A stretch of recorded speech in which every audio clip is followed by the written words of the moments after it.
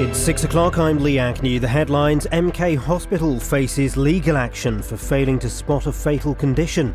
2 people seriously injured by a car in Luton, and funding confirmed for a new nuclear power station. BBC Three Counties Radio.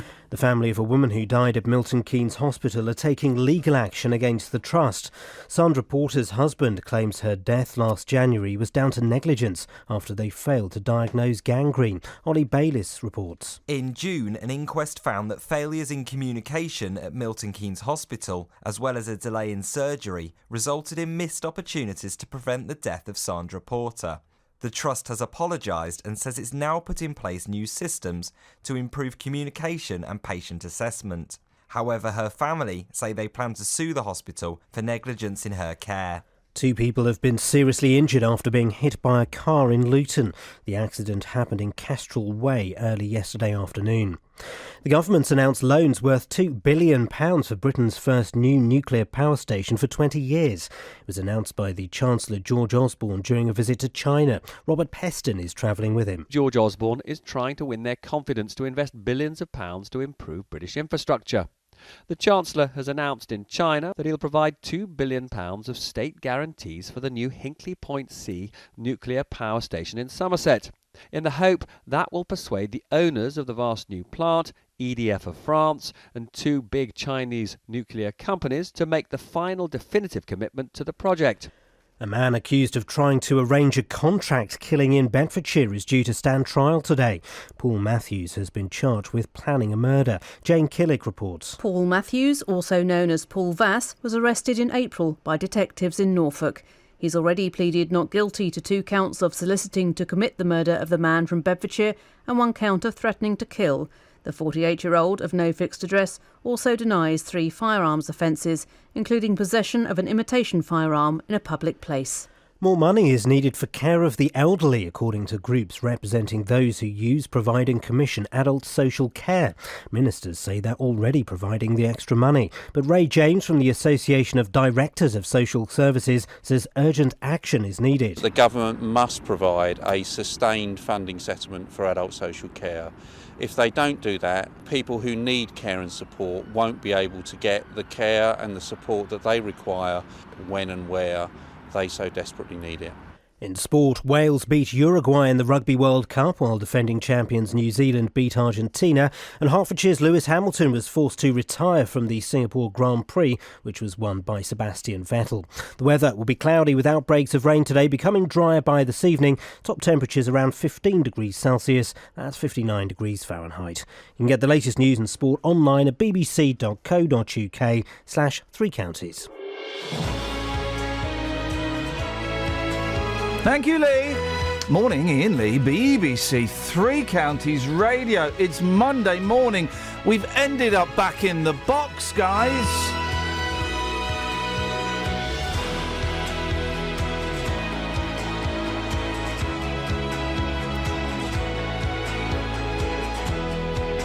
I'm just trying to find what song to play. That's all, Catherine. Don't give me the look. Well, you know. I'm going through a Belle and Sebastian phase. Are you? Yeah, because I started to watch their film at the weekend. I couldn't finish it. It was too fey. It was too fey even for me. I was enjoying it, but it was very, very fey. So I kind of stopped. And then I ordered some Belle and Sebastian compact discs off of Tinternet. They're only £1 each. Thought you can't go wrong. Turns out you can. 1, the case is cracked. Oh. 2, the CD is skipping on another. So I've sent a very strong email saying, well, as if a Belle and Sebastian fan could send a strong email. These CDs don't seem to work. Is there any chance you could replace them or refund me, please? Furious. I discovered a band this weekend. Oh, yeah, go on. Called Tune Yards. Who? They're flipping nuts. Shall I find you one? Go on. You like it? I don't really like new music. No, it's not that new. Well, I say new, I mean new to me. She's an American with a massive mouth. She's got what? American with a massive mouth. Thank you very much indeed. All right, go on then. Across beds, hearts and bucks. This is BBC Three Counties Radio. Go on then. I'm going to play. It's Monday. By the way, Kelly, great to have you back. No worries, mate. It's a little bit fey, but I mean, let's, this reminds me of being 23, walking up and down, it was the Old Kent Road. dreading having to go back to work because I was recreating what would happen. I was working on a show. I've got to pause it. Hang on. So I was working on a show with my dad, and we weren't getting on. But I think it was the Old Kent Road, if that's near Elephant and Castle. And we were working on a show for the BBC, doing props, right? This would have been 1998, something like that. So it's about 25. And we were working on a show on what would happen when the Millennium Bug kicked off. The answer? Nothing. Well, not according to these dramatic pre-creations that we were making. The one that I was working on when I was listening to this album up and down the Old Kent Road, thinking, is life ever going to pick up? It did a few short years later. Don't worry, guys. The story had a happy middle.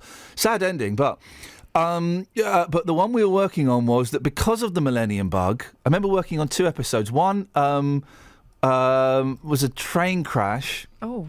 And this was the same one. The Eurostar was going to crash and everyone was going to die because of the Millennium Bug. Just a second. The Eurostar, how millennium? Yeah, I know. There was going to be a fire on the Eurostar because of the Millennium Bug. If you want to discuss the Millennium Bug, if you're still in recovery from the disappointment that was the MB, 03459 455 555. This song will always remind me of the fire that never happened on the Eurostar because of the Millennium Bug. You know when the microchips couldn't go on to a next century? Yeah, that. Lay on the bed there, kissing just for practice. Could we please be objective? Cause the other boys are queuing up behind us. A hand over my mouth, a hand over the window. Well, if I remain passive and you just want to cuddle, then we should be okay and we won't get in a muddle. We're seeing other people, at least that's what we say we're doing. So how are you feeling? I don't think you could be dealing with the situation very well. You take a lover for a dirty weekend, that's okay. When it's over, you are looking at the working week through the eyes of a gigolo. Whoa, whoa.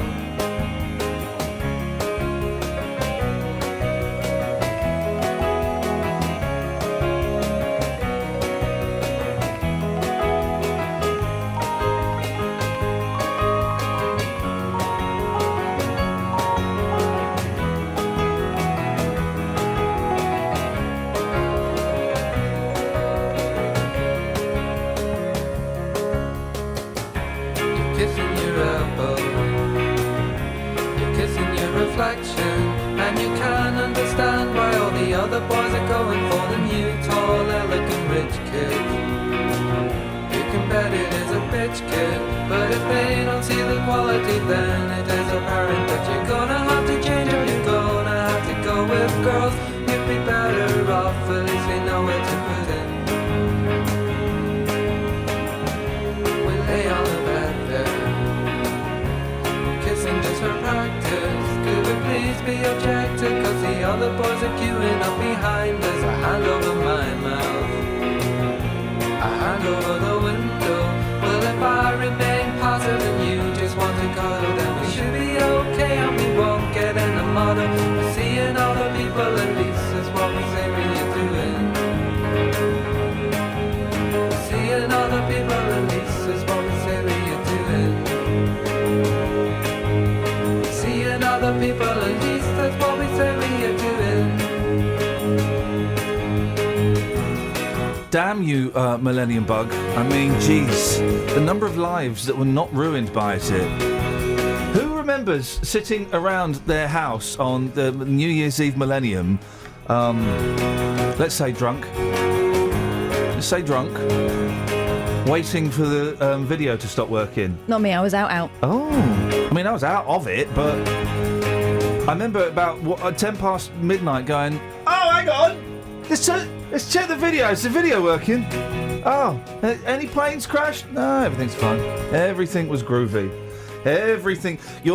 Today we are commemorating the Millennium Bug. Your Millennium Bug stories, please. 03459 455 555. Millennium Bugbears, call me now. The great name for a band. I did have a song about the Millennium Bug by some children. Oh. I wonder if I've still got that. The only people who still believe in it. if anybody, what was supposed to happen? Planes were going to fall out of the sky. Oh, cash points were supposed to start churning out loads of money. Cash video recorders would record programmes from 1982. Yeah. Stocks and shares or something. Yeah. Well, obviously there was going to be a fire on the Eurostar. Yeah, I don't really know why that would happen. No, I don't know. I think it was all to do with digital stuff. I think it's because trains crashed. I know what else. Yeah. The phasing on the traffic lights was supposed to go haywire. That was going to go crazy. Like in Superman 4, is it? Yeah. When Richard Pryor... No, Superman 3. Superman 4's the one that's filmed in Milton Keynes. Oh, yeah. Superman 3 with Richard Pryor. Hey, I tell you what I started watching last night, and it's weird because I didn't like it at the time. Did you like it again last night? I enjoyed it, but it didn't make me laugh. What then? I'll give you a clue, right? It's got Kevin Bacon in it. Footloose. But he doesn't speak. Oh. It's not the... No, that was Eric Stoltz. The Mask. Remember The Mask? But Stoltz speaks. I remember the bit in The Mask where he goes to the Hall of Mirrors and he sees a fake picture of what he'd look like without his mask makeup on. Yeah, terrible. Come on. Who watched Mask, right? Who watched Mask and shed a tear? Not me, because me and my mates were laughing. We were laughing at it. Well, it was a ridiculous plastic face. Yeah. No. Okay, here's a quiz question. And Cher was his mum. Oh, God. Even if she was my mum, I'd think she was fit. Here's a question. What film did I watch the first 40 minutes of that's got Kevin Bacon in where he doesn't say anything? 03459 455 555. Film fun. We shouldn't be talking about bacon this morning. Why? Oh, Sky didn't. Cameron's not listening. Don't worry, he won't be. You can't mention bacon in front of Cameron. He gets excitable. It was an irrational moment. Oh, allegedly. Oh, what a porker! Now, on to more serious things. We'll come back to more Tom Dickory in a minute, but. Very serious story, very sad story. And again, Milton Keynes Hospital that we mentioned last week. The family of a woman who died in Milton Keynes Hospital are taking legal action against the trust. The husband of Sandra Porter claims her death last year was down to hospital negligence after they failed to spot signs she was deteriorating due to her gallbladder becoming gangrenous.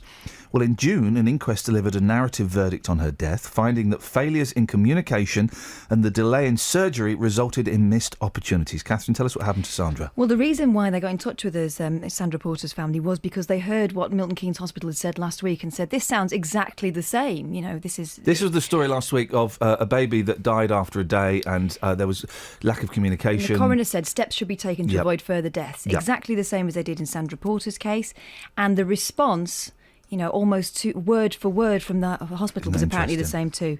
Well, with Sandra, what happened was 2 days before Christmas 2013, doctors suspected that Sandra had bowel cancer. She was told it was treatable and she was booked in for surgery on the 12th of January. Now, she went into hospital, but her surgery was delayed and so she was put onto a ward, at which point she was given an X-ray that reported a possible bowel obstruction, but it wasn't reviewed by her surgical team.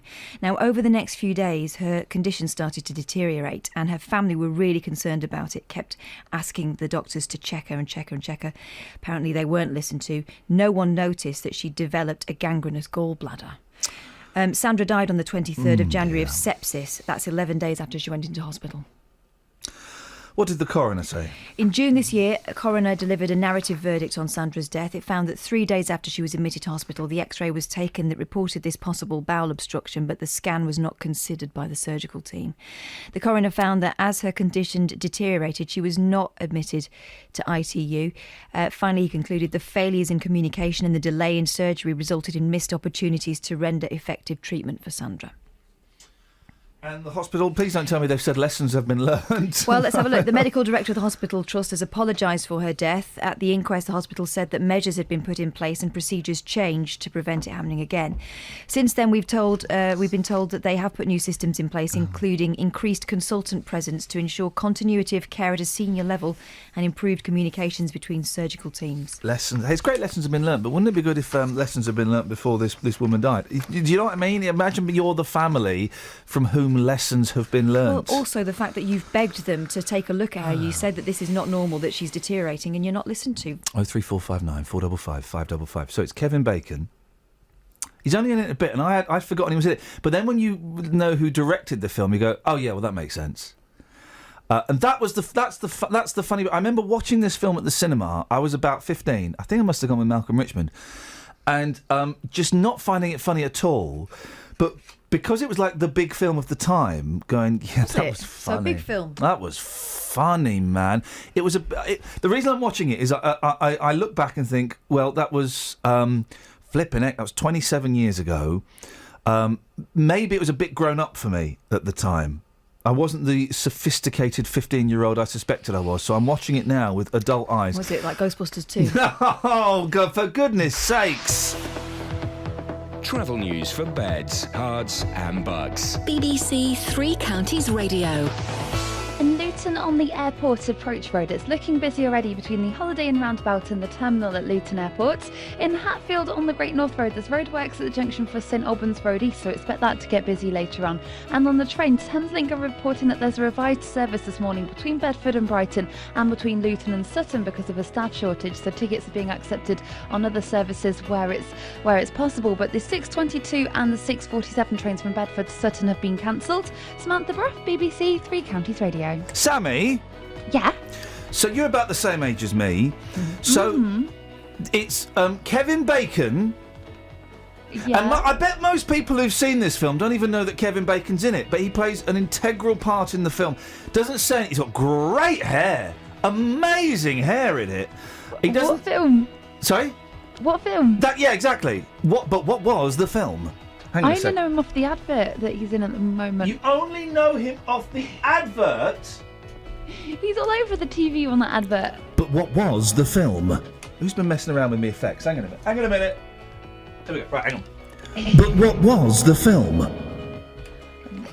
The Baconator? Oh, for crying out loud. That's just...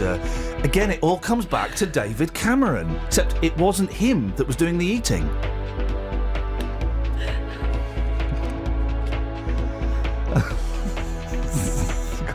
Don't, please don't. Oh, you okay? Can I carry on? Yeah. Okay. Where are we now? 6:17. It's Monday, the 21st of September. I'm Iain Lee. These are your headlines on BBC Three Counties Radio. The family of a woman who died at Milton Keynes Hospital say doctors failed to spot she had a fatal condition. 2 people have been seriously injured after being knocked down by a car in Luton, and security guards at the Lister Hospital are being given new powers to tackle antisocial behaviour. Oh. Oh.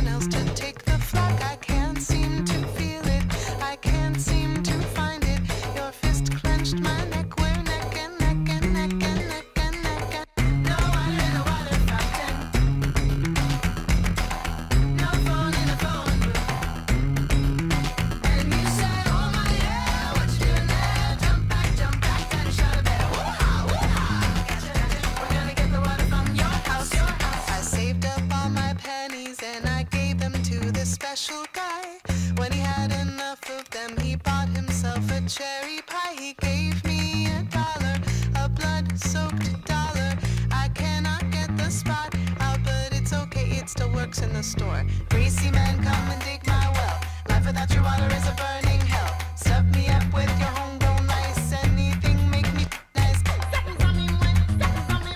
And a 2-pound chicken tastes better with friends. A 2-pound chicken tastes better with 2. And I know where to find you. So listen to the words I say. Let it sink into your head. My birdie go round and round and round. Now I'm in your bed. How did I get ahead? Woo! Thread your fingers through my hair. Give me a dress, give me a breath. I give a thing incorrect. Would you listen to the words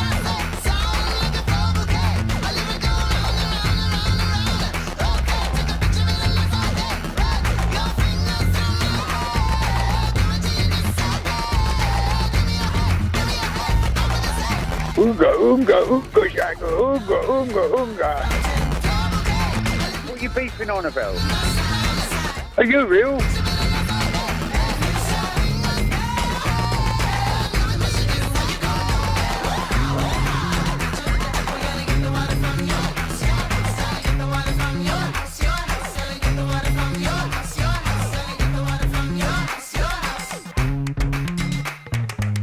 The flipping heck was that all about? I think it's brilliant.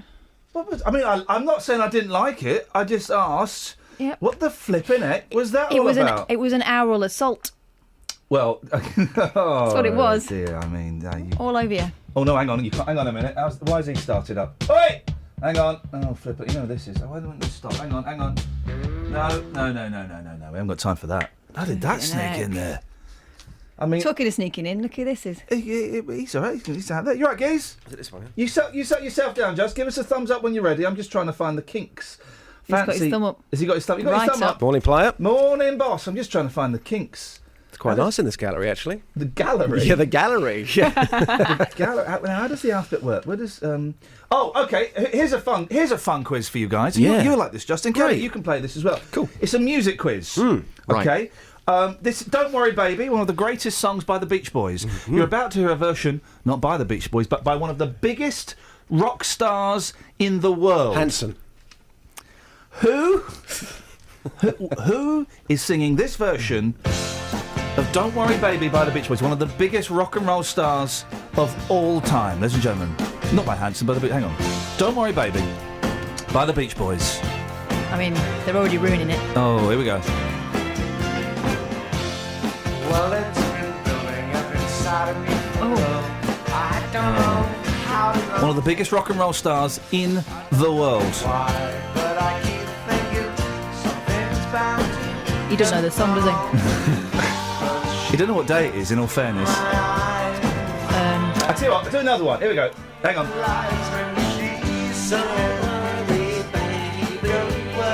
Okay, here we go. It's not Bowie, is it? No. Oh, no, it's not. It's one of the biggest rock and roll stars in the world. Here's their version of "In My Life" by the Beatles. No, stop it. What happened here? Here we go. They're running short of money. There we go. There are places I remember all my life, though some have changed, some forever, not for better. Catherine? Is it someone's drummer that doesn't normally get to sing? Yes, it is. It is someone's drummer who normally doesn't get to, one of the greatest drummers of all time. All these The places robo drummer. have their moments. Okay, so that's the last one. Here we go. I don't mind other guys dancing with my girl. That's fine. I know them all pretty well. Ladies and gentlemen, would you please welcome to the stage, it's Mr. Keith Moon. Oh, Keith. I love it. Ladies and gentlemen, would you please welcome for one night only? Imagine if we lived in a world, imagine in 2015, right? Well, this moment could actually exist. Just bear with me, hang on 1 second, here we go. Hang on. Ladies and gentlemen, would you please welcome, returning to the Royal Albert Hall for his first solo performance in over 20 years, the legendary Mr. Keith Moon.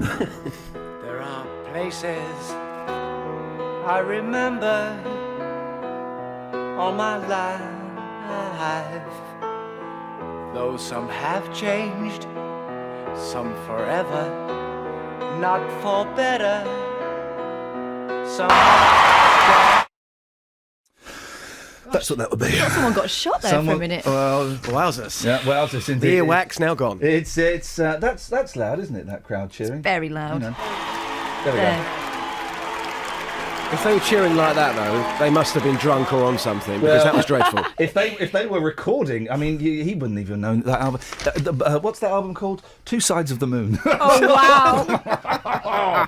It really is. If you'll see it for about 25p in record shops, buy it. Every song on there is just awful. Just awful. Right, 03459 455 555. Justin, do you know the film, very quickly before we crack on? Kevin Bacon Doesn't say anything in it. He's not even. He's only in it for like 2 minutes, but it's an integral part of the movie. Do you know what? I've got no idea. Okay, 03459 455 555. We'll crack on with this now. Security guards at the Lister Hospital in Stevenage have been handed limited police powers to tackle crime. They'll have the power to demand your name and address or issue fixed penalty notices for antisocial behaviour. Dealey, I'm confused by this. Security guards, the powers of police, wagwan. I know. The guards are granted the power under the National Community Accreditation Scheme.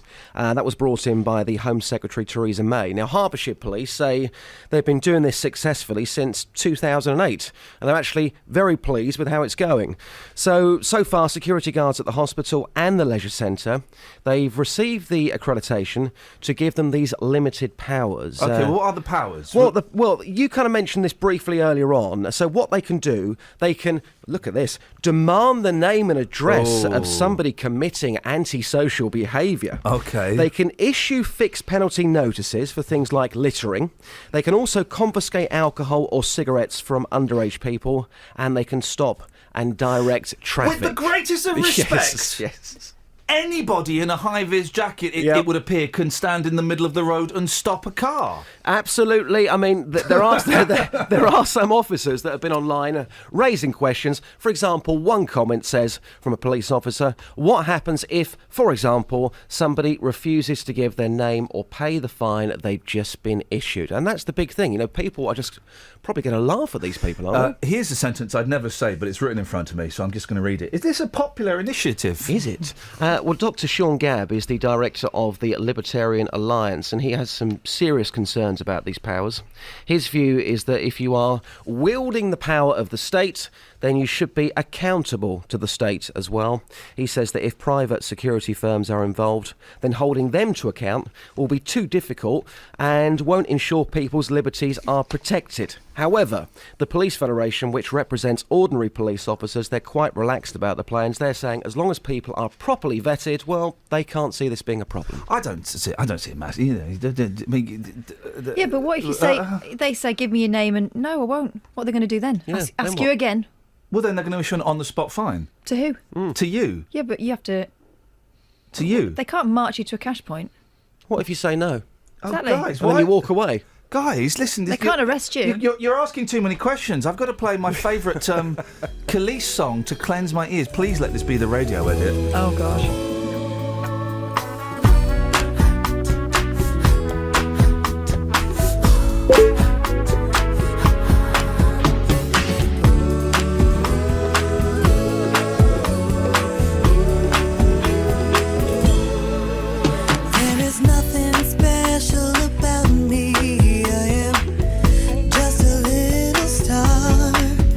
If it seems like I'm shining, it's probably a reflection of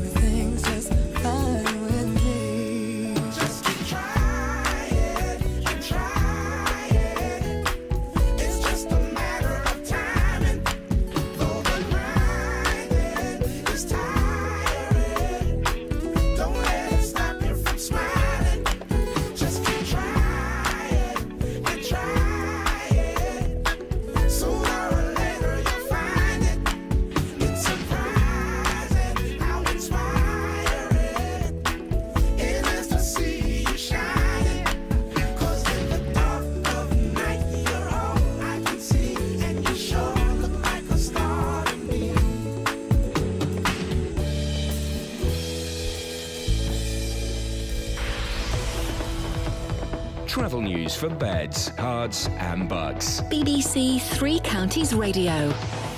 It's starting to get busy on the A1M southbound around Junction 7 for the A602 in Stevenage, and it's also building up on the M1 southbound between Junction 10 for Luton Airport and 7 for Hemel Hempstead. In Luton on the Airport Approach Road, it's looking very slow from the Holiday Inn roundabout towards the terminal at Luton Airport, and in High Wycombe on the Marlow Hill at the junction for Dawes Lane, there's roadworks going on there, so expect queues. Thameslink are reporting that they've got a revised service running this morning between Bedford and Brighton and Luton and Sutton because of a staff shortage. The 6:47 train from Bedford to Sutton has been cancelled. Samantha Bruff, BBC Three Counties Radio. Across beds, hearts and bugs. This is BBC Three Counties Radio.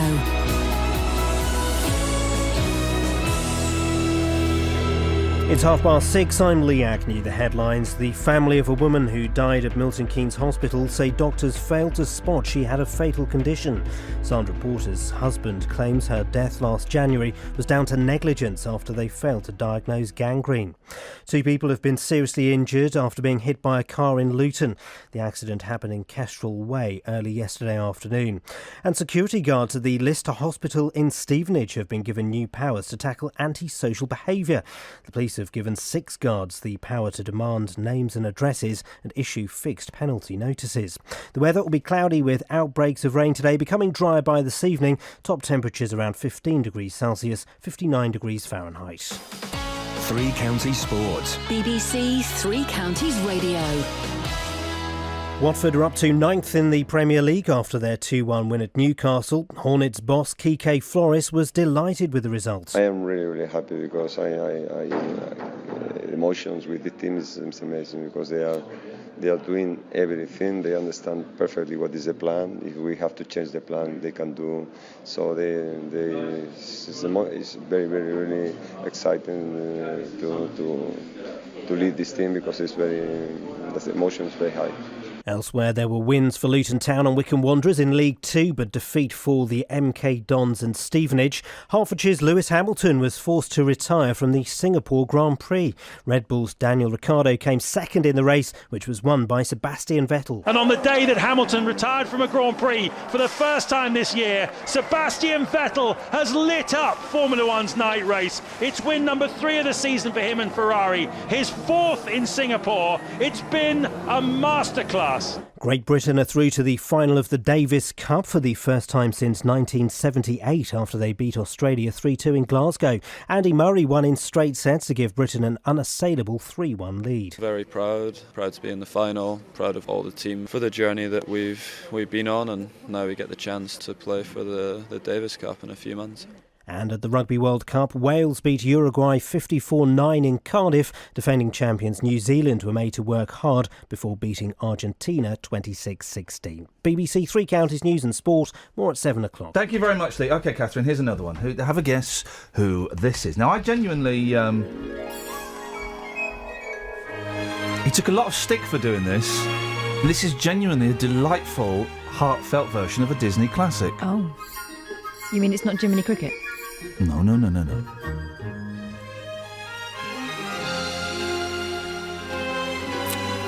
This is from a band I used to love. Right. It's from my favourite era of this band. Here we go. When you wish upon a star, makes no difference who you are. Any ideas? Again, one of the... Well, they weren't that big over here. Certainly one of the biggest rock stars in America.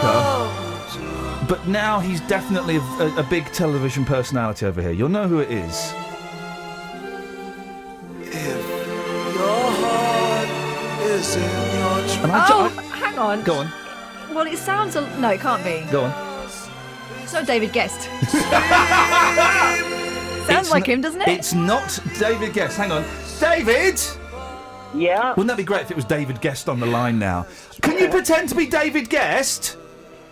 I'm not sure as I know who he is. No, neither does he. Thank you very much indeed, ladies and gentlemen. Any idea who this is singing, David? David Soul? No. It's not I can tell you now, guys. No Davids involved. There's no Davids involved. There's a Chaim involved. I think that's his real name. Chaim.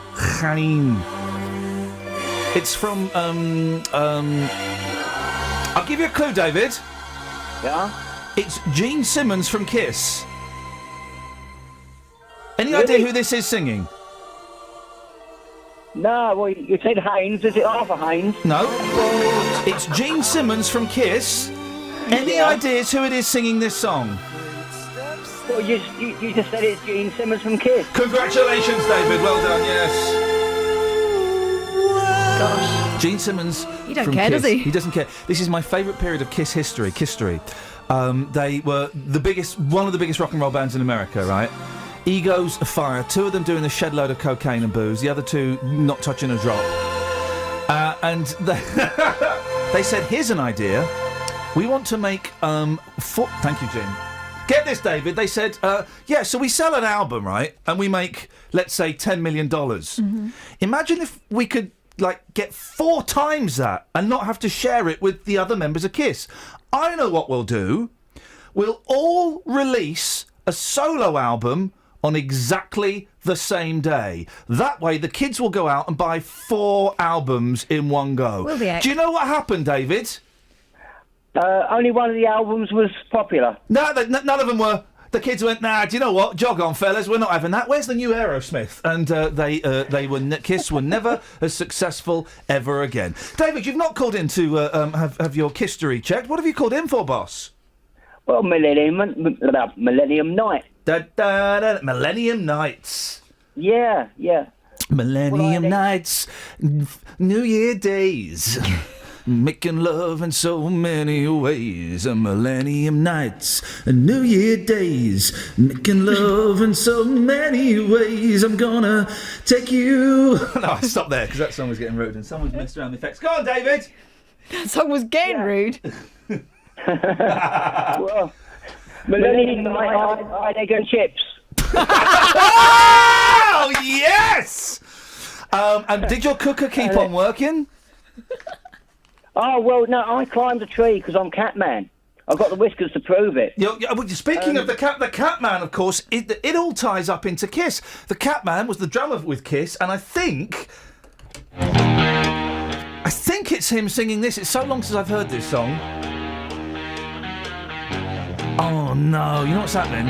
I'm getting back into early Kiss. Oh, no. Oh, no.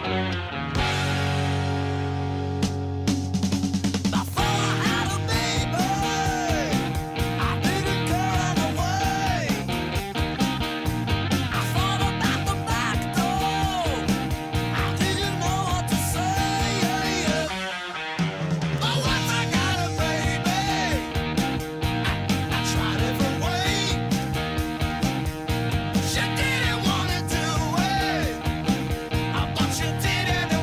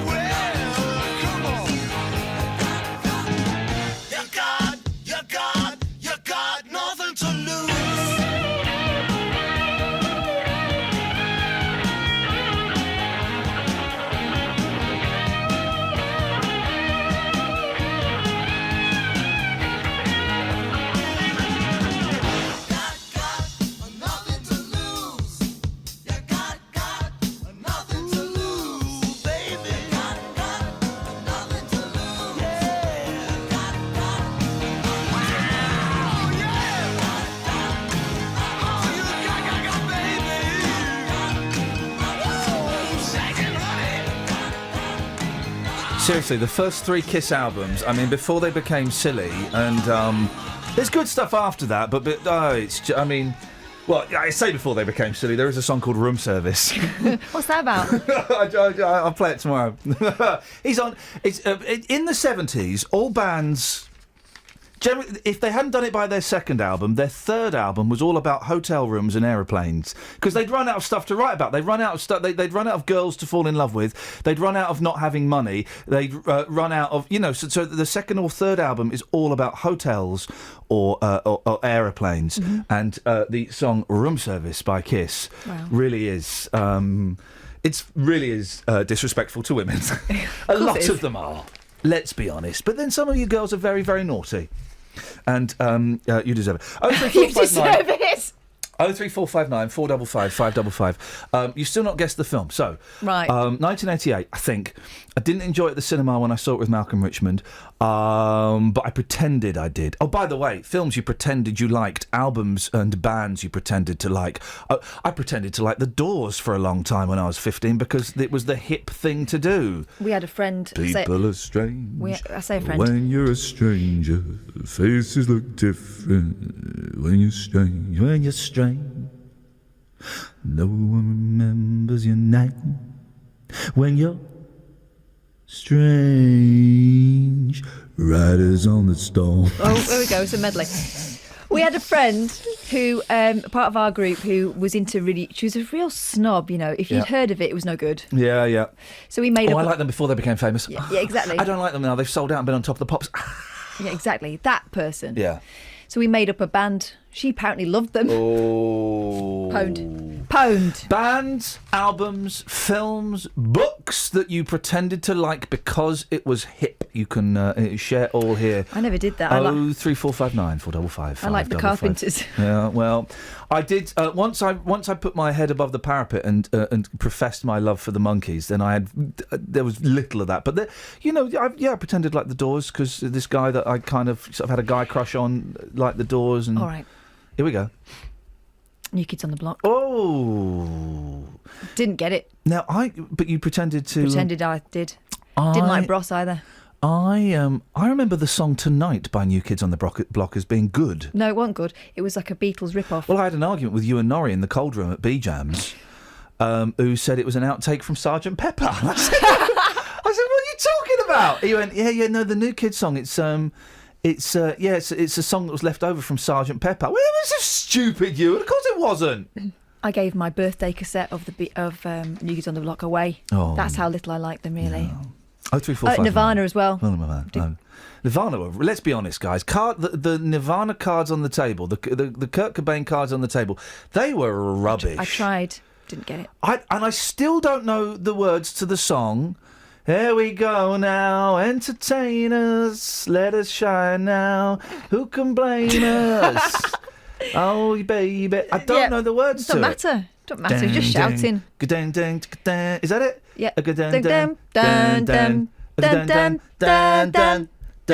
Louie, dun dun dun dun.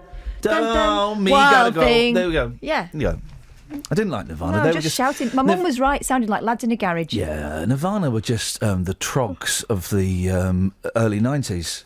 Put that caller straight through. One lump or two? I don't know what you're asking. Or are you me sweet for. enough already? About sugar. It's a question asked by Britons up and down the country. Britons. You don't get sugar like cubes Boudica. anymore. Oh, she was a Celt. Sorry, silly me.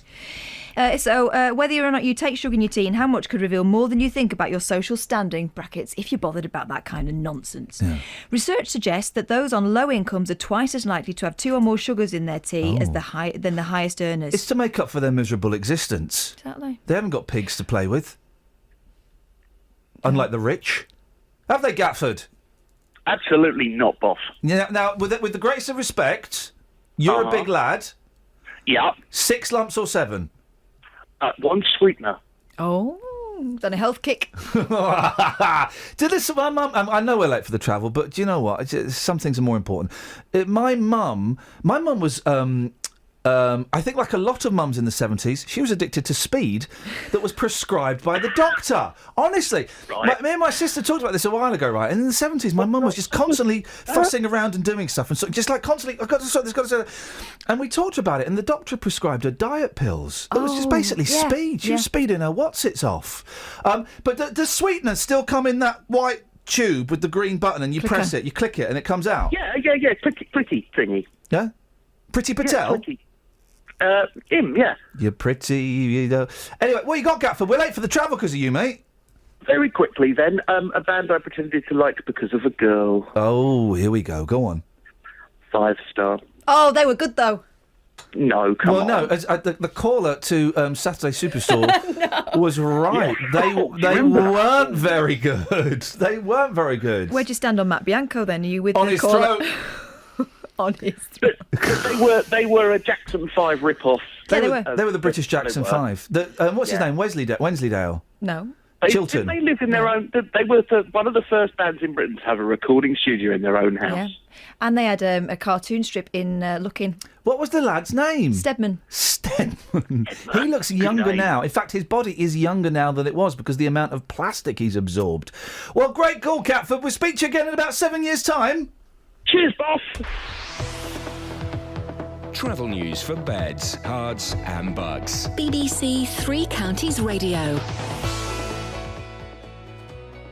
Between junction 21 for the M1 and 19 for Watford, and the A1M is slow southbound between junction 8 for Stevenage and 7 for the A602. On the M1 southbound, it's building up between junction 10 for Luton Airport and 7 for Hemel Hempstead, and in Luton itself on the airport approach road, it's looking very slow from the Holiday Inn roundabout towards the terminal.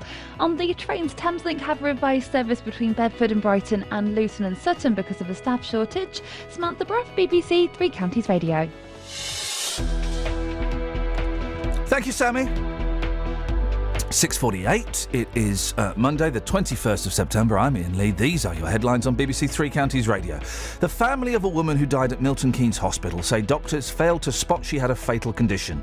2 people have been seriously injured after being knocked down by a car in Luton, and security guards at the Lister Hospital are being given new powers to tackle antisocial behaviour. Tell us how many lumps of sugar you take. Dealey's going to take it to the streets. We'll discuss more after the WEV. Beds, Hearts and Bucks weather. BBC Three Counties Radio. Good morning. It is quite a mild start compared to the start we've had over the last couple of days. We've got, I'm afraid we're losing our high pressure from the weekend, so we may have a bit of brightness at first this morning and maybe even see a little bit of sunshine, but gradually the cloud is going to increase and the rain arrives. Some more heavy persistent rain arriving later on this afternoon as well, so quite a wet end to the day. Temperatures likely to reach around 16 Celsius as a maximum. Now overnight tonight we'll see those showers fade away. We'll see 1 or 2 showers, but then they'll fade away. Some dry spells through the middle and then heavy showers arriving through the early hours of tomorrow morning. Minimum temperature down to 8 Celsius, and these showers are going to continue through Tuesday as well. Some heavy, thundery, maybe some dry spells, maybe even see some sunshine between them, but it is a showery day. Temperatures tomorrow up to 16 Celsius, and that's your forecast. Three Counties Sport. On Wednesday night, our last remaining team in the League Cup faced Premier League opposition. Into a good area, Tadic! 2-0 Southampton. MK Dons host Southampton at Stadium MK. And that was created by Reeves. What a good ball in it was. Hoping to make it to the 4th round for the 2nd year running. Baker slots it away. And this time Carl Robinson is celebrating. Hear how the Dons get on in Three Counties Sport. Wednesday night from 7 here on BBC Three Counties Radio.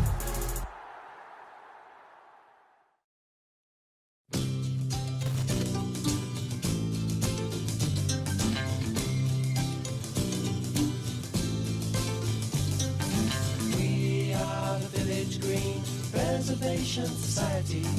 God save the old duck, vaudeville and variety. We are the Desperate Dan Appreciation Society. God save strawberry jam and all the different varieties.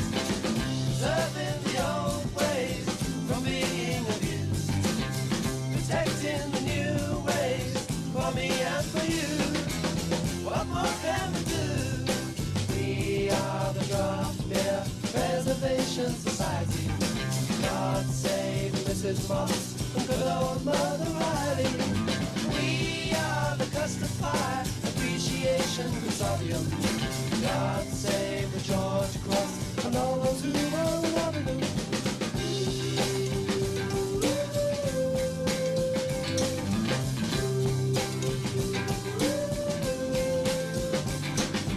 We are the Sherlock Holmes, English-speaking vernacular. God save Fu Manchu, Moriarty and Dracula. We are the office block, persecution affinity. God save the little shops, China clubs and virginity. We are the skyscraper, condemnation affiliates. God save the Tudor houses, antique tables and billiards. Preserving the old ways from being abused. Protecting the new ways for me and for you. What more can we do? We are the Village Green Preservation Society. God save Donald Duck, Vaudeville and Variety. We are the Desperate Dam Appreciation Society.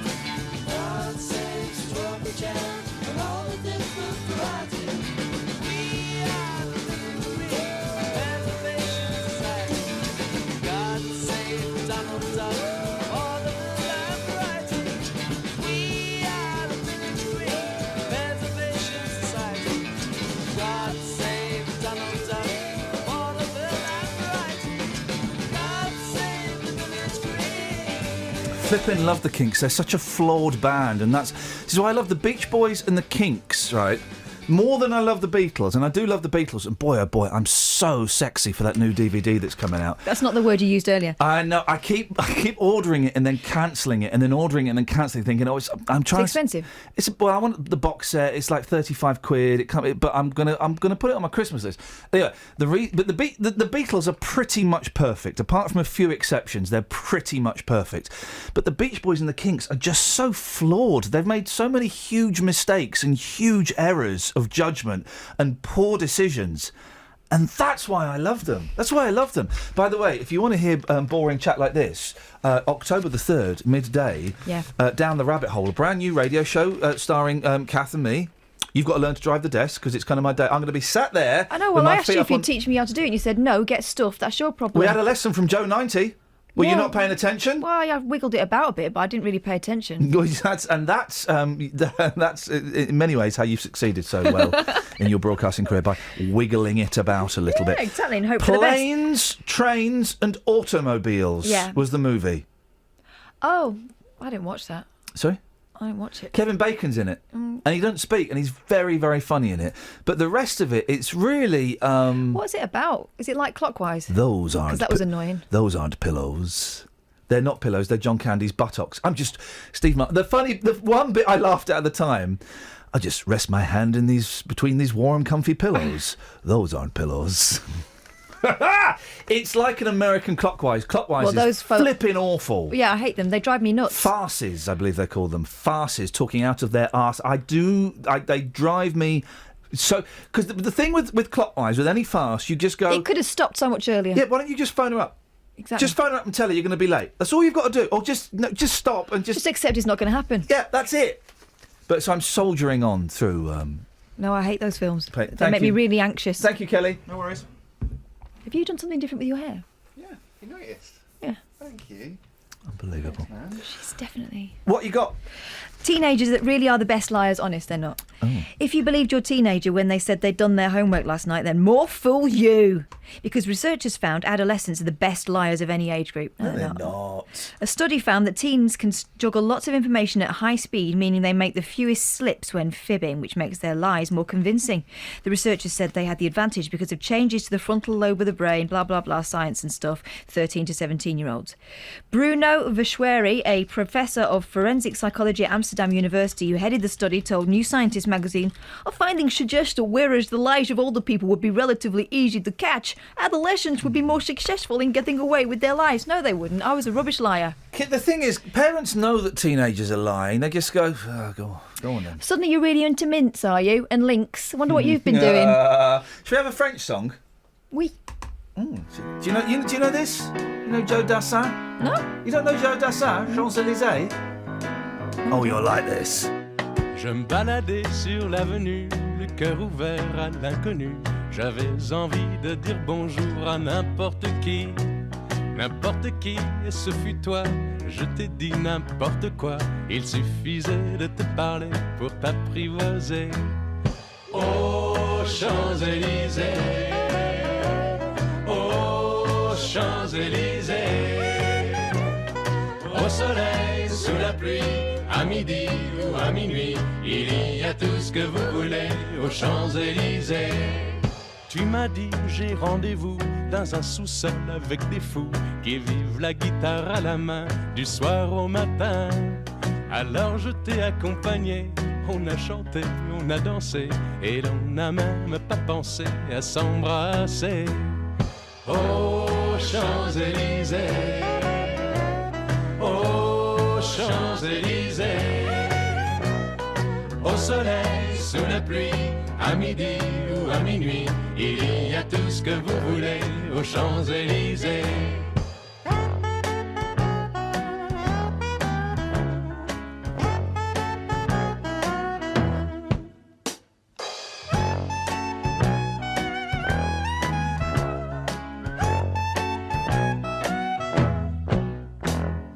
Hier soir, deux inconnus, et ce matin sur l'avenue, deux amoureux tout étourdis par la longue nuit.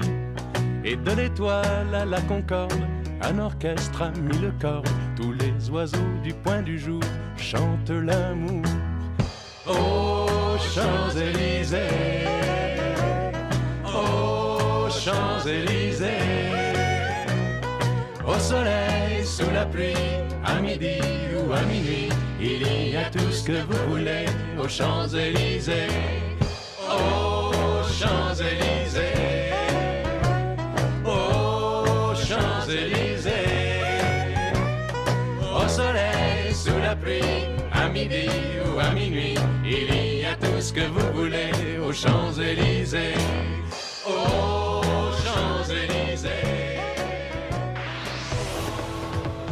Travel news for beds, cards, and bugs. BBC Three Counties Radio.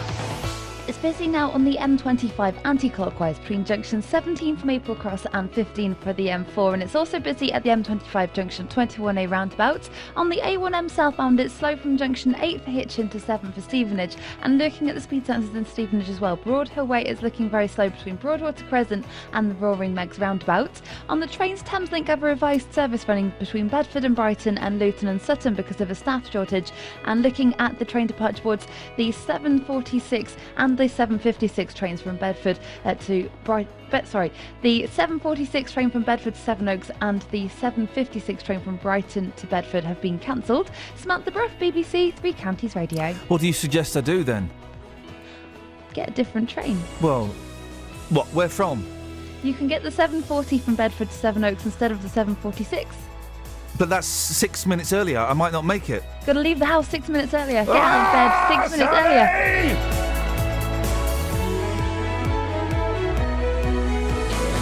Local and vocal across beds, hearts and bucks. This is BBC Three Counties Radio.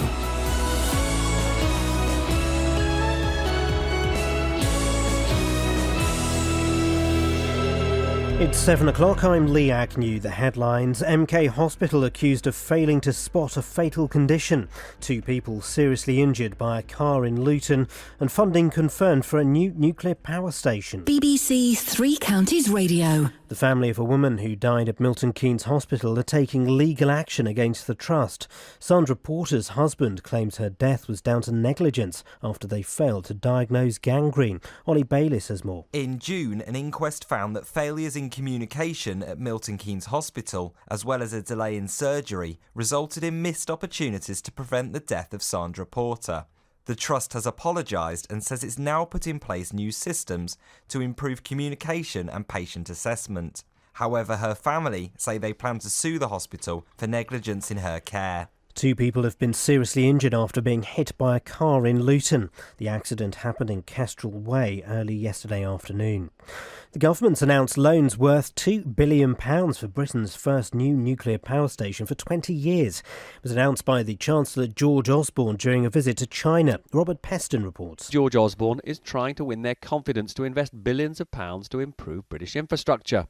The Chancellor has announced in China that he'll provide £2 billion of state guarantees for the new Hinkley Point C nuclear power station in Somerset, in the hope that will persuade the owners of the vast new plant, EDF of France, and two big Chinese nuclear companies to make the final definitive commitment to the project. Security guards at the Lister Hospital in Stevenage have been given new powers to tackle antisocial behaviour. The police have given 6 guards the power to demand names and addresses and issue fixed penalty notices. A man accused of trying to arrange a contract killing in Bedfordshire is due to stand trial today. Paul Matthews has been charged with planning a murder. Jane Killick reports. Paul Matthews, also known as Paul Vass, was arrested in April by detectives in Norfolk. He's already pleaded not guilty to 2 counts of soliciting to commit the murder of the man from Bedfordshire and 1 count of threatening to kill. The 48-year-old of no fixed address also denies 3 firearms offences, including possession of an imitation firearm in a public place. More money is needed for care of the elderly, according to groups who commission adult social care. Ministers say they're already providing the extra money, but Ray James from the Association of Directors of Social Services says urgent action is needed. The government must provide a sustained funding settlement for adult social care. If they don't do that, people who need care and support won't be able to get the care and the support that they require when and where they so desperately need it. In sport, Hertfordshire's Lewis Hamilton was forced to retire from the Singapore Grand Prix, which was won by Sebastian Vettel. And the weather will be cloudy with outbreaks of rain, becoming drier by this evening. Top temperatures around 15 degrees Celsius, that's 59 degrees Fahrenheit. Get the latest news and sport online at bbc.co.uk/3 counties. Thank you, Lee.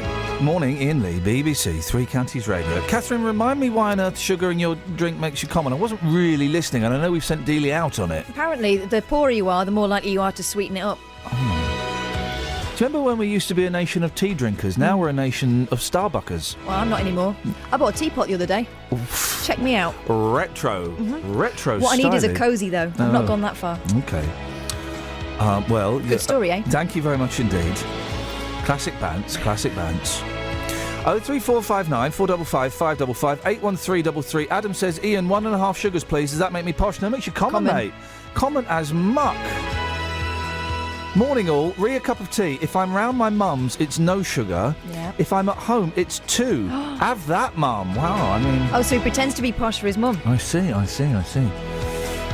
You'll get bored of the tea. You won't use the teapot.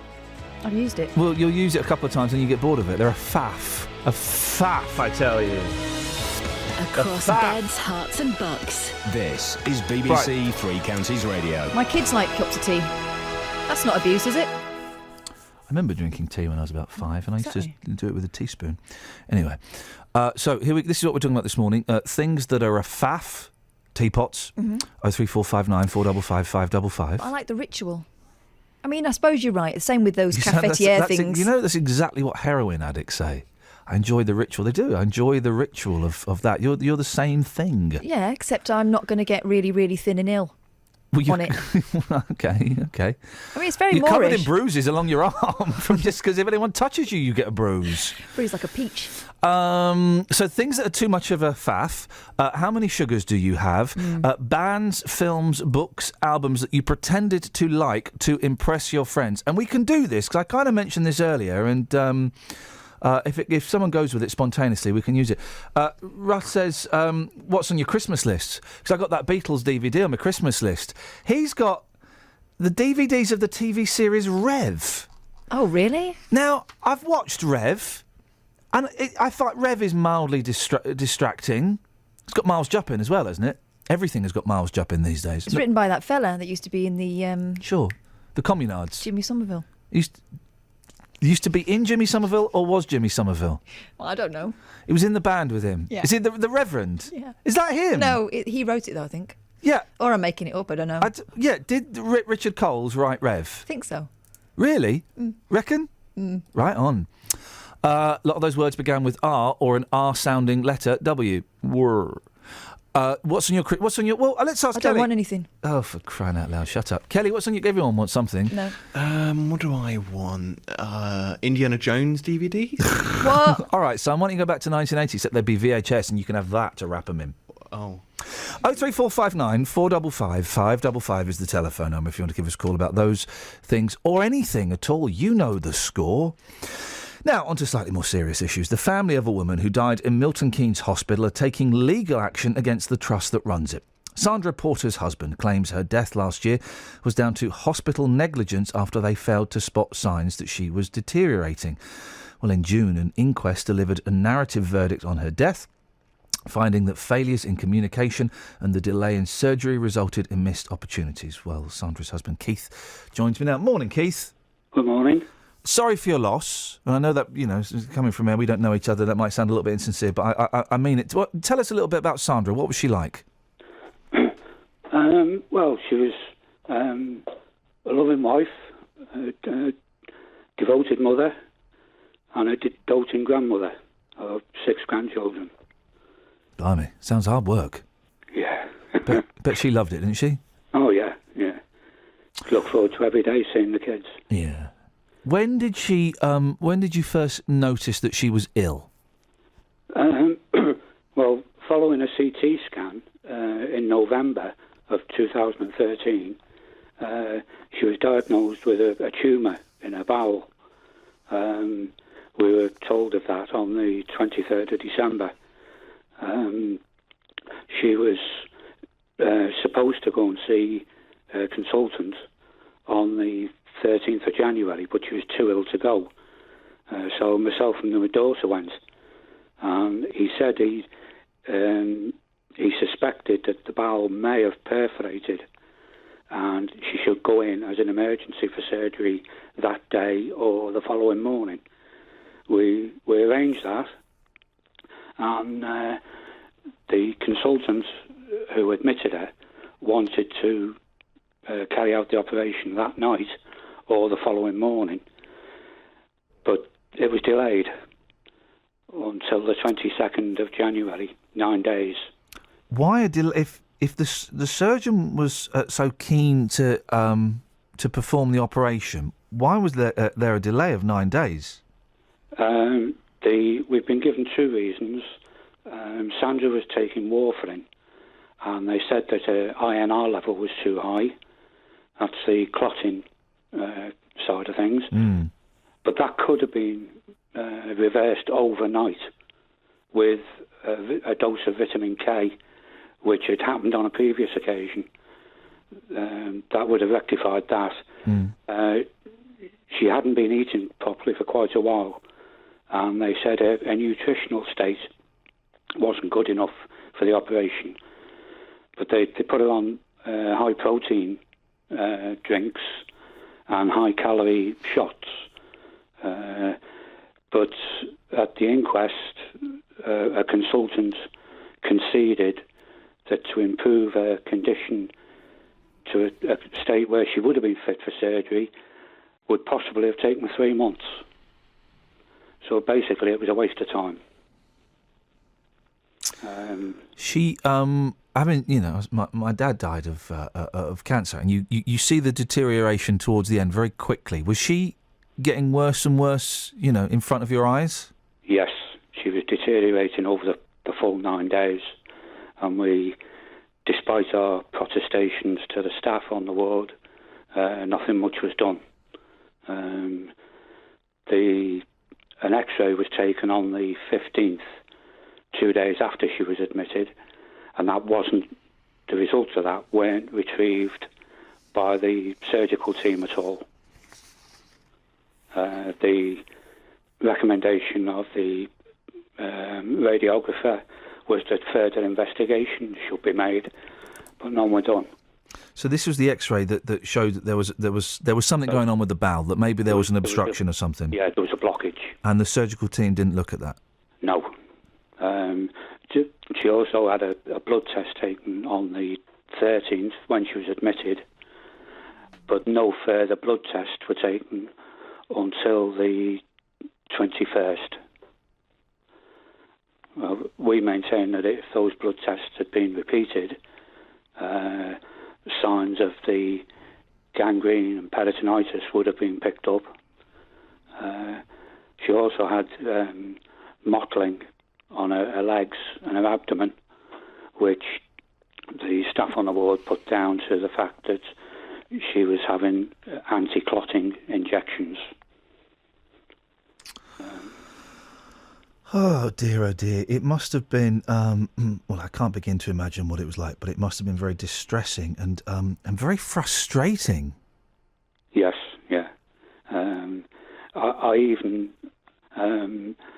rang the hospital on the Sunday night, the 20th, and left a message on the consultant's answer phone, asking him to consider bringing that operation forward. He reckons he didn't receive that message. And Sandra, and if I ask anything you don't want to answer, Keith, or it gets too much, tell me to jog on. Do you know what I mean? I don't want to pry. I'm genuinely curious, and Sandra passed away on the 23rd. Yes. Yeah. So that was, what was that? 11 days after she went into hospital. Yeah, she went in on the 13th. 13th, died on the 23rd. Were you with her? Yes. Yeah. Okay. Well, that's something for both of you. The whole family were with her. Brilliant. Well, that's something, isn't it? I'm getting choked up now. You had the inquest. June this year, the coroner delivered a narrative verdict, and he mentioned the X-ray that as Sandra's condition deteriorated, she was not admitted to ITU. And his conclusion, he says, the failures in communication and the delay in surgery resulted in missed opportunities to render effective treatment. She didn't get what she deserved, did she? Basically, is what he's saying. How do you feel after the outcome of the inquest? Well, the outcome of the inquest was basically what we were expecting, and validated the points that we'd put in our official complaint with the hospital. The hospital did a serious incident report themselves, and I'll read this verbatim. The investigation finds that there are some missed opportunities in the patient's care which may have possibly improved the outcome for this patient. So, the hospital have said, they know there's problems. When you read that, Keith, I could hear you, having to clear your throat there. When you read that, that's a pretty powerful sentence. How does that make you feel? Angry, because the hospital are now saying they don't accept liability, and that's why we're going down the route of legal action. So what is the plan now? What are you going to do next? Well, it's in the hands of a solicitor, and we're going down the route of a negligence claim. How long does that take, Keith? Have you been given like a time frame for it? No, how long's a piece of string? Yeah, exactly. It's one of those, isn't it? It's been well over 18 months now since Sandra died. It may take another 18 months. I don't know. Keith, we'll speak again in the future, I'm sure, about this. I'm going to ask a question that I bet you probably can't answer now. I'm going to put you on the spot. How old are all your grandkids? Have you got the ages? The eldest is 26. Blimey. The oldest is 16. There we go. All right. Well, and how are they doing? They're all right? Yeah, they're fine. Brilliant. Keith, I really appreciate you sharing your story with us, and I wish you and your family the very best of luck. Thank you. Thank you, mate. Take care. Thanks. Well, there we go. Doesn't it make you think, eh? Doesn't it put it all into perspective? Thank you, Keith. 03459 455 555. BBC Three Counties Radio. Let's get the travel. Travel news for beds, cards and bugs. BBC Three Counties Radio. On the the M1, it's slow southbound between junction 10 for Luton Airport and 7 for Hemel Hempstead. And looking at the speed sensors on the M25, it's busy now anti-clockwise between junction 21 for the M1 and 19 for the A41 in Watford. The A1's also slow southbound through Borehamwood from the Holiday Inn towards Barnet Lane at Stirling Corner. And in Amersham on Gore Hill, it's very busy between the A413 and the A40 at London Road. Thameslink are reporting that they have a revised service today between Bedford and Brighton and Luton and Sutton. That's because of a staff shortage and expected to affect service times all day. Samantha Bruff, BBC Three Counties Radio.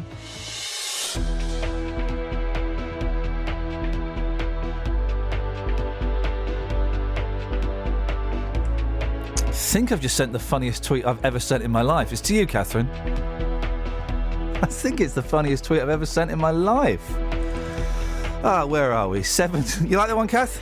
I think I've had it before. Okay, right, yes. Oh, man. 7:16. It's Monday, the 21st of September. I'm Iain Lee. These are your headlines on BBC Three Counties Radio. The husband of a woman who died at Milton Keynes Hospital says doctors failed to spot she had a fatal condition. A car has knocked 2 people down in Luton, causing serious injuries, and security guards at the Lister Hospital are being given powers by the police to tackle antisocial behaviour and also being trained by ninjas. Every weekday morning. Good morning, Jonathan. Morning. Do you think it's right to tell 1 million disabled people they should get off benefits and find a job? Have your say on today's big phone-in. People who are going to be a nuisance are going to be a nuisance regardless of whether there are things to do. Is it true that people over the age of 65 drink far too much booze? The JVS show fights for your rights and tackles your consumer problems. Waited and the receipt came out, but the cash didn't. It's become a problem of late because obviously the trees got bigger as we've got here. We couldn't shut the French windows. It would appear that they'd buckled. I had a phone call from my daughter saying if we don't get off the train, they're going to hand us over to the British Transport Police. The JVS show, weekdays from 9 on BBC Three Counties Radio. I woke up this morning and everything was different. Something was strange in the air. I woke up this morning and everything was different. I knew that the ninjas had been there. I looked all around my bedroom, underneath the dresser, behind the bed, but nothing could be found. There was nothing left behind them, no way that I could find them. No fingerprints or crumbs on the ground. The ninjas are deadly and silent. They're also unspeakably violent. They speak Japanese, they do whatever they please, and sometimes they vacation an island. The ninjas are deadly and silent. They're also unspeakably violent. They speak Japanese, they do whatever they please, and if you tear off their masks, they'll be smiling. Yeah, thank you, Teresa, tweeter, texter. I heard about this. The Disney are remaking Mary Poppins with James Corden as the planet that they live on. Oh. I don't get Corden. I do not get Corden. The Americans love him, don't they? Well, he divides opinion, but yes, you know, someone loves him. I've started following a very rude Twitter person, Get in the Flippin' Sea. Oh, yeah. Have you seen that? Yeah. And basically, they just read, there's a picture of Chris Moyles, who starts a new show today. Oh, you didn't know? Oh, well. And it just, get in the flipping sea, you twits. It's kind of like a... It's very It means jog on, doesn't it? It does mean. So they'll highlight ridiculous things people have said or done. Hey, look at this! If you look at the front page of the Sun, you can win a free football. It looks like that football's wearing a pair of pants, doesn't it? Yeah. You win a free football. Orange Y fronts. There we go. Beautiful. Yeah, they're remaking Mary Poppins. What for? Well, money. That's what I want. Yeah, that's what they're doing it for. Who's going to be Mary? I haven't had a call.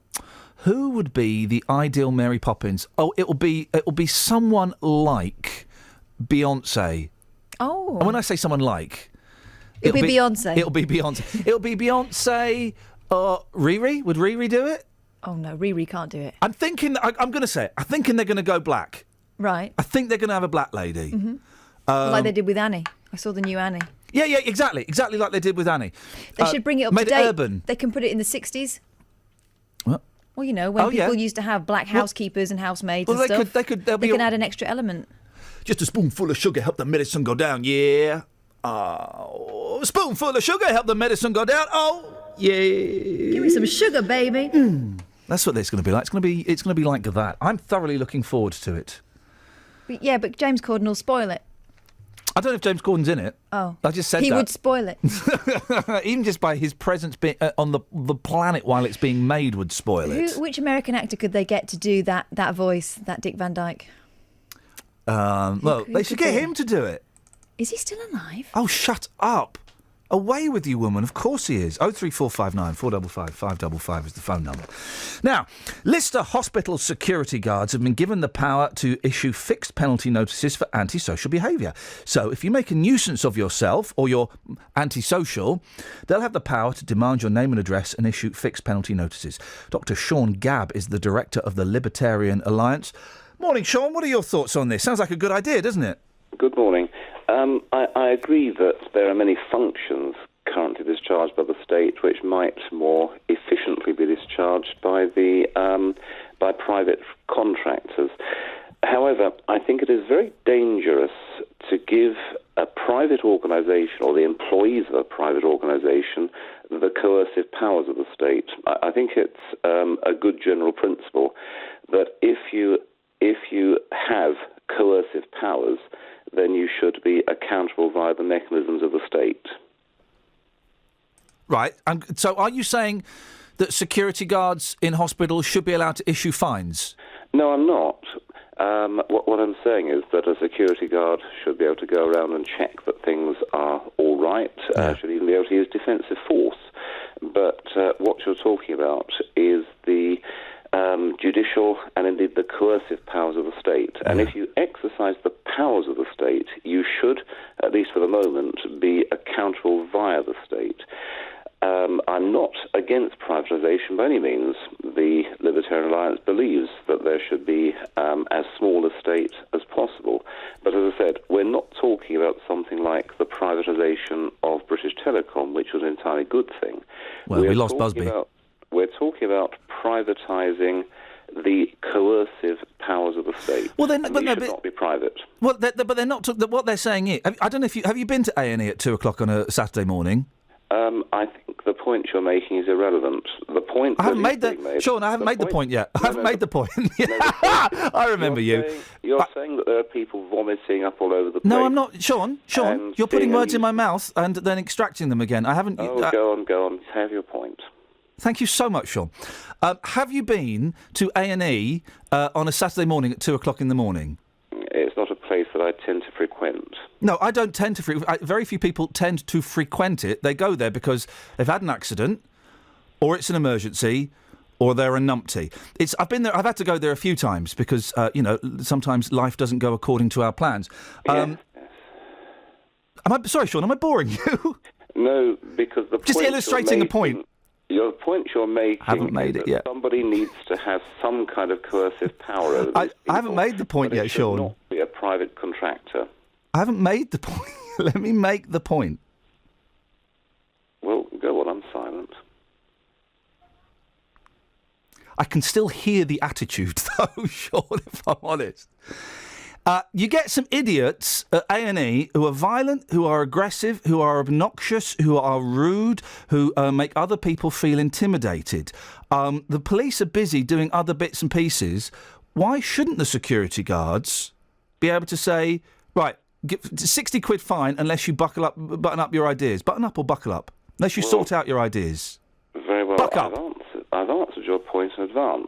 I know, but I like to have a conversation in a linear fashion instead I know, but I sound like a Kremlin teleprompter at the moment. What I'm saying is like something, mate. If you exercise the coercive powers of the state, you should be accountable via the mechanisms of the state. The current police we have are perhaps not the best that might be imagined, but giving the current coercive powers of the police to more or less unaccountable private corporations is not the way towards a market-based society. I got an on-the-spot fine when I didn't touch in and touch out on the Docklands Light Railway. I didn't understand it. They don't have the gates. You kind of just walk through, and I'd never been on there before. This is only a few years ago. I was surprised I hadn't been on there before. And the young gentleman demanded my name and address and a fine. I don't like that either. No, I bet you don't. But he's got it, and he just works on trains. He was just having a go at people who hadn't touched in and touched out. This is far more serious, isn't it? Well, yes, it is far more serious.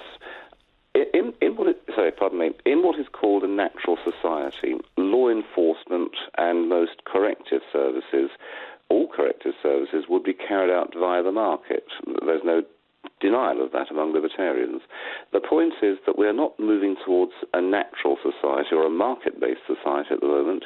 We're moving towards a situation in which the state retains all of its coercive powers but simply outsources them to more or less private corporations.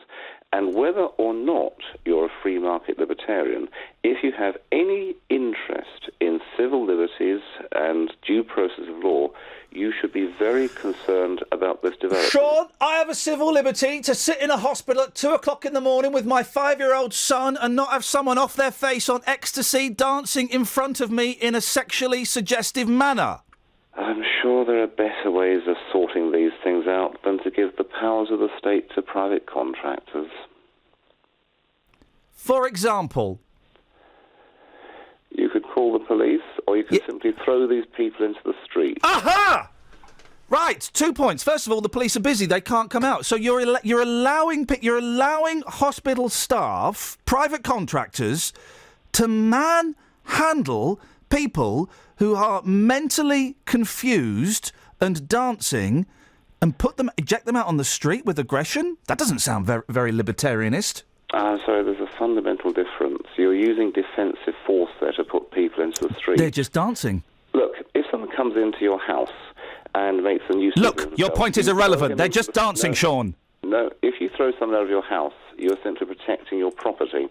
If you imprison him and demand that he must give you his name and address and pay a fine before you let him go, that is not using defensive force. And so if someone's making a nuisance of himself in a hospital, kick him into the street. Kick him? Do not give private contractors the coercive powers of the police. So just to clarify, Sean, and I love the sigh in your voice. You've maintained it for the whole 6 minutes. Just to clarify, you don't want to give security guards the power to fine people, but they have got the power to physically kick people. Gosh. There's a fundamental difference between the two. Well, one's a fine and one's violence. I hope your listeners have perhaps greater acuity than you have yourself. Oh, I think they've got acuity. What does acuity mean, Catherine? Google it for me. So you're saying it's okay, we don't want them to fine people and demand their name and address, but they can physically... kick people, as you said. Got it in one. Thank you, Sean. Always a pleasure. We'll speak to you again, mate. Good day to you. And a good day to you. What are you doing today, Sean? Anything nice? Well, I imagine the day will get rather better from now on. Okay. Going out for lunch? No. Am I on air still? Yes. Okay. Well... Do you want a coffee? My life is my own, but... you have a nice day. Have we finished the interview yet? We have finished, yes, sir. Excellent. Do you fancy a lunch? If I said to you, I find your entire train of questioning somewhat impertinent, would you just switch the microphones off? No, they're still on. That's a shame, isn't it? Yeah. All right, what else do you want to talk about? Well, you could hang up, Sean, if you want. I mean, I'm genuinely enjoying the vibe. No, I'm not enjoying the vibes at all. Okay, I have a cold, I'm impatient, and I want to go and have a shower. So please do, sir. Turn the microphones off. You hang up, sir.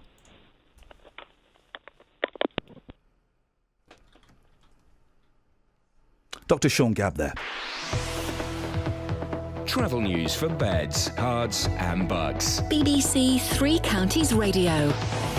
The M25 is busy anti-clockwise between junction 17 for Maple Cross and 15 for the M4, and the M1 is slow southbound between junction 10 for Luton Airport and 7 for Hemel Hempstead. It's busy on the A1M2 southbound around junction 8 for Stevenage and 7 for the A602, and on the A507 in Clophill, that is looking busy at the moment on the speed sensors in both directions around the junction for Bedford Road. On the A1 southbound, it's busy approaching the Black Cat roundabout from the St Neots junction, and Thameslink trains have a reduced service today between Bedford and Brighton and Luton and Sutton because of the staff shortage. Samantha Bruff, BBC Three Counties Radio. Across beds, hearts and bugs. This is BBC Three Counties Radio.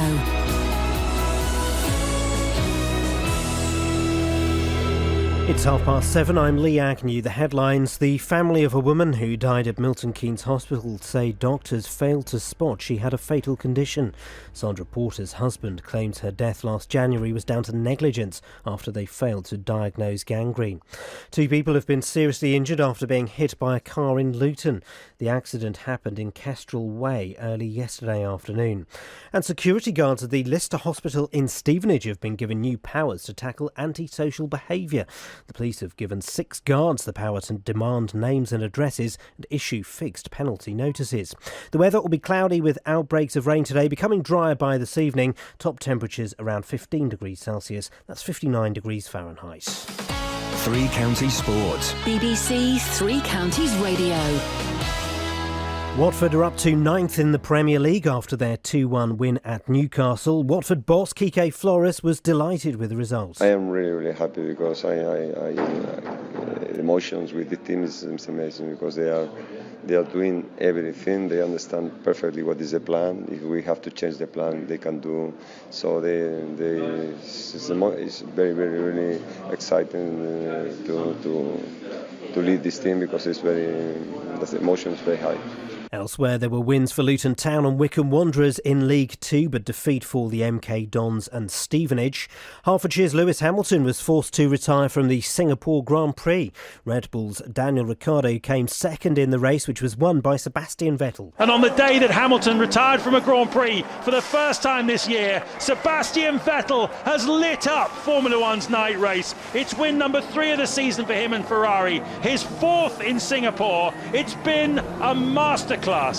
Great Britain are through to the final of the Davis Cup for the first time since 1978 after they beat Australia 3-2 in Glasgow. Andy Murray won in straight sets to give Britain an unassailable 3-1 lead. Very proud to be in the final, proud of all the team for the journey that we've been on, and now we get the chance to play for the Davis Cup in a few months. And at the Rugby World Cup, Wales beat Uruguay 54-9 in Cardiff. Defending champions New Zealand were made to work hard before beating Argentina 26-16. BBC Three Counties News and Sport, more at 8 o'clock. This is Iain Lee. On BBC Three Counties Radio. Okay. I don't know when Justin's off next. Yeah. Okay. But can we get Dr. Sean Gabb to replace him? He was a heck of fun. Imagine him taking that to the street. He was not... I'm not enjoying the vibe. I mean, you wouldn't have known. He's been on before, and thank you for reminding me. Catherine this morning said, we've got Dr. Sean Gabb on. I said, yeah. He's been on before and you didn't get on very well. And I didn't remember the conversation. And you were basically saying, do you want to drop him? Because last time he was on, and as soon as he started speaking, I remembered the conversation. He really wound me up and I got really angry with him. Last time he was on, he didn't actually cover the subject we were discussing. He took it... He was very personal about the BBC. Yeah, very anti-BBC, and it was irrelevant. And I got really angry. That, though, I flipping loved. I loved. Justin? Yes, boss. Are you all right? If next time, I don't know when you're off next, but if we get Dr. Sean Gabb to replace you. If you want to. He is an absolute legend, isn't he? I mean, the word player springs to mind. Player, to maintain that, I've never heard so many sighs. Surely you have to stop and get your breath and have a sit down. He's going to hyperventilate. You've got to say he's a natural broadcaster. He was good. We'll get him back. Here's the thing. Anytime we can crowbar that guy into the show, Catherine, even though last time I'm sure he'll make himself available last after today. time he was on, I said off air, I don't want that flipping plum back on again. I want him on every week if we can. He loved it. He loved it. We'll go out for lunch one day. It'll happen. Now, Catherine, this sugar story. Yeah. Remind me. The more sugars you have, the more common you are, is basically what researchers are saying. Apparently, the lower your social standing, the more likely you are to be used to having loads of sugar in your tea. Posh people don't like sugar, apparently. Yeah, they don't need it. Their life is sweet enough. Well, also, let's. I'm trying to do what if we were. Hang on a minute. Let me just do. Hang on a second, guys. Can you just bear with me? I'm going to do some production values that these Always guys. bearing with you. These guys didn't do, Justin. I just think it would have made things a little bit more fun. Hang on a second. Hang on a second. Bear with me. Bear with me. It's going to be worth it. Let me find one. Okay. This is going to be tricky because I've got to jump to. All right. Here we go. So, what are we talking about, Catherine? Cups of tea. No, I'm an idiot. Do it properly. What are we talking about? What do you want me to say? What are we talking about? Sugar.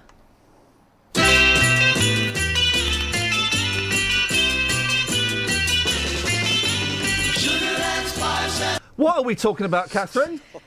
Well, not spice. I don't really know what the relevance of that is. Earlier. All right. We're talking about sugar.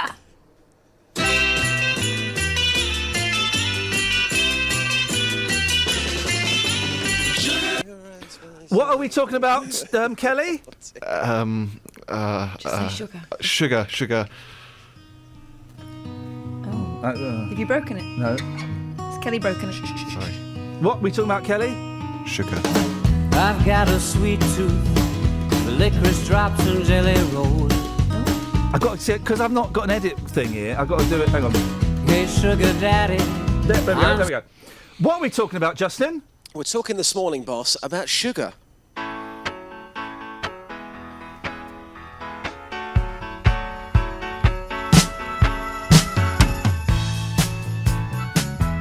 Yeah. On the Hammond organ. Okay, and finally, for the moment anyway, Catherine, what are we talking about this morning? Sugar.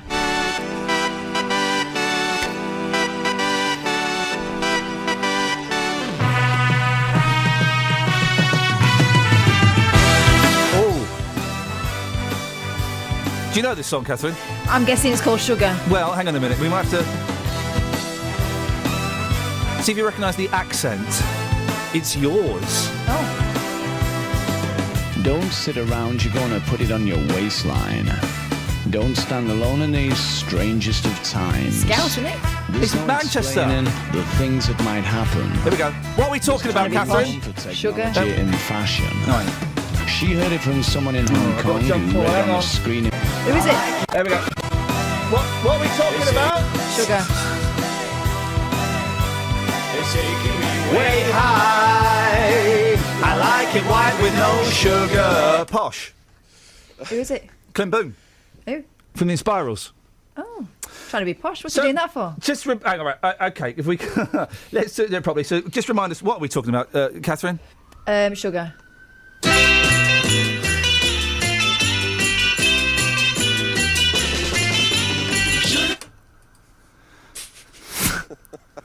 If we had proper production values, Justin, that would have all been edited into a nice 20 seconds. And would have taken less than 10 minutes. If you guys want some sugar songs in the package, just let me know. It's not a problem. I can do that. I just think, maybe we should. There isn't enough packaging done with appropriate songs underneath it, as far as I'm concerned. Yeah. Yeah. What are you doing now? I'm trying to find. Just talk to Justin. I don't want to. I'm trying to find Sugar by the Archies, and I can't. The biggest selling song of 1969. Yeah, originally. And who was originally offered that song? Oh. Here's the deal. Okay. I think you're going to say the Monkees. Absolutely correct. Yep. The four Monkees, they're in a hotel room. Don Kirshner, their record Svengali, walks in and gives them each a cheque for $1 million. He then presents them with 4 acetates of their next 4 singles. Michael Nesmith was furious that he was not being given the chance to write the next single. He punched a hole in the wall, turned to Kirshner and said, "That could have been your face, mother flipper." Oh. They walked out. They never recorded Sugar. Boss, you know who co-wrote that?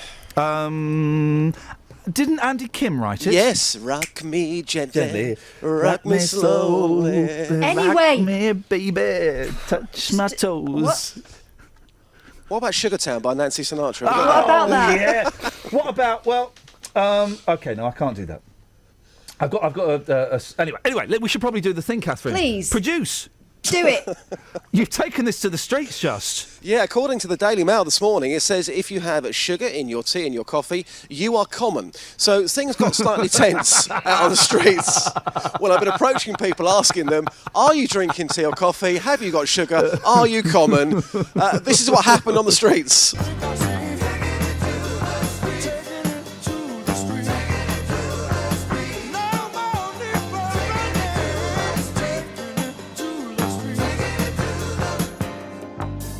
Taking it to the streets with J-Dog.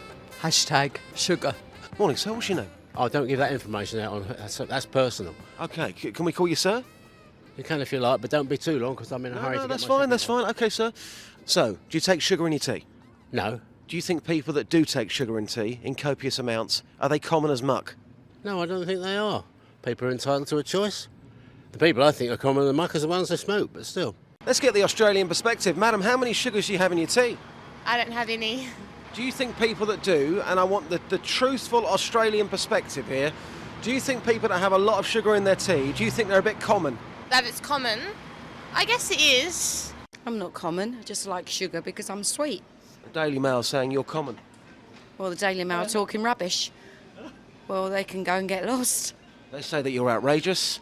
They say that you are common, and they say that you're letting your country down. They say that you should be emigrating right now. Well, I think they've got more important things to talk about than worrying about how many sugars people have in their drinks.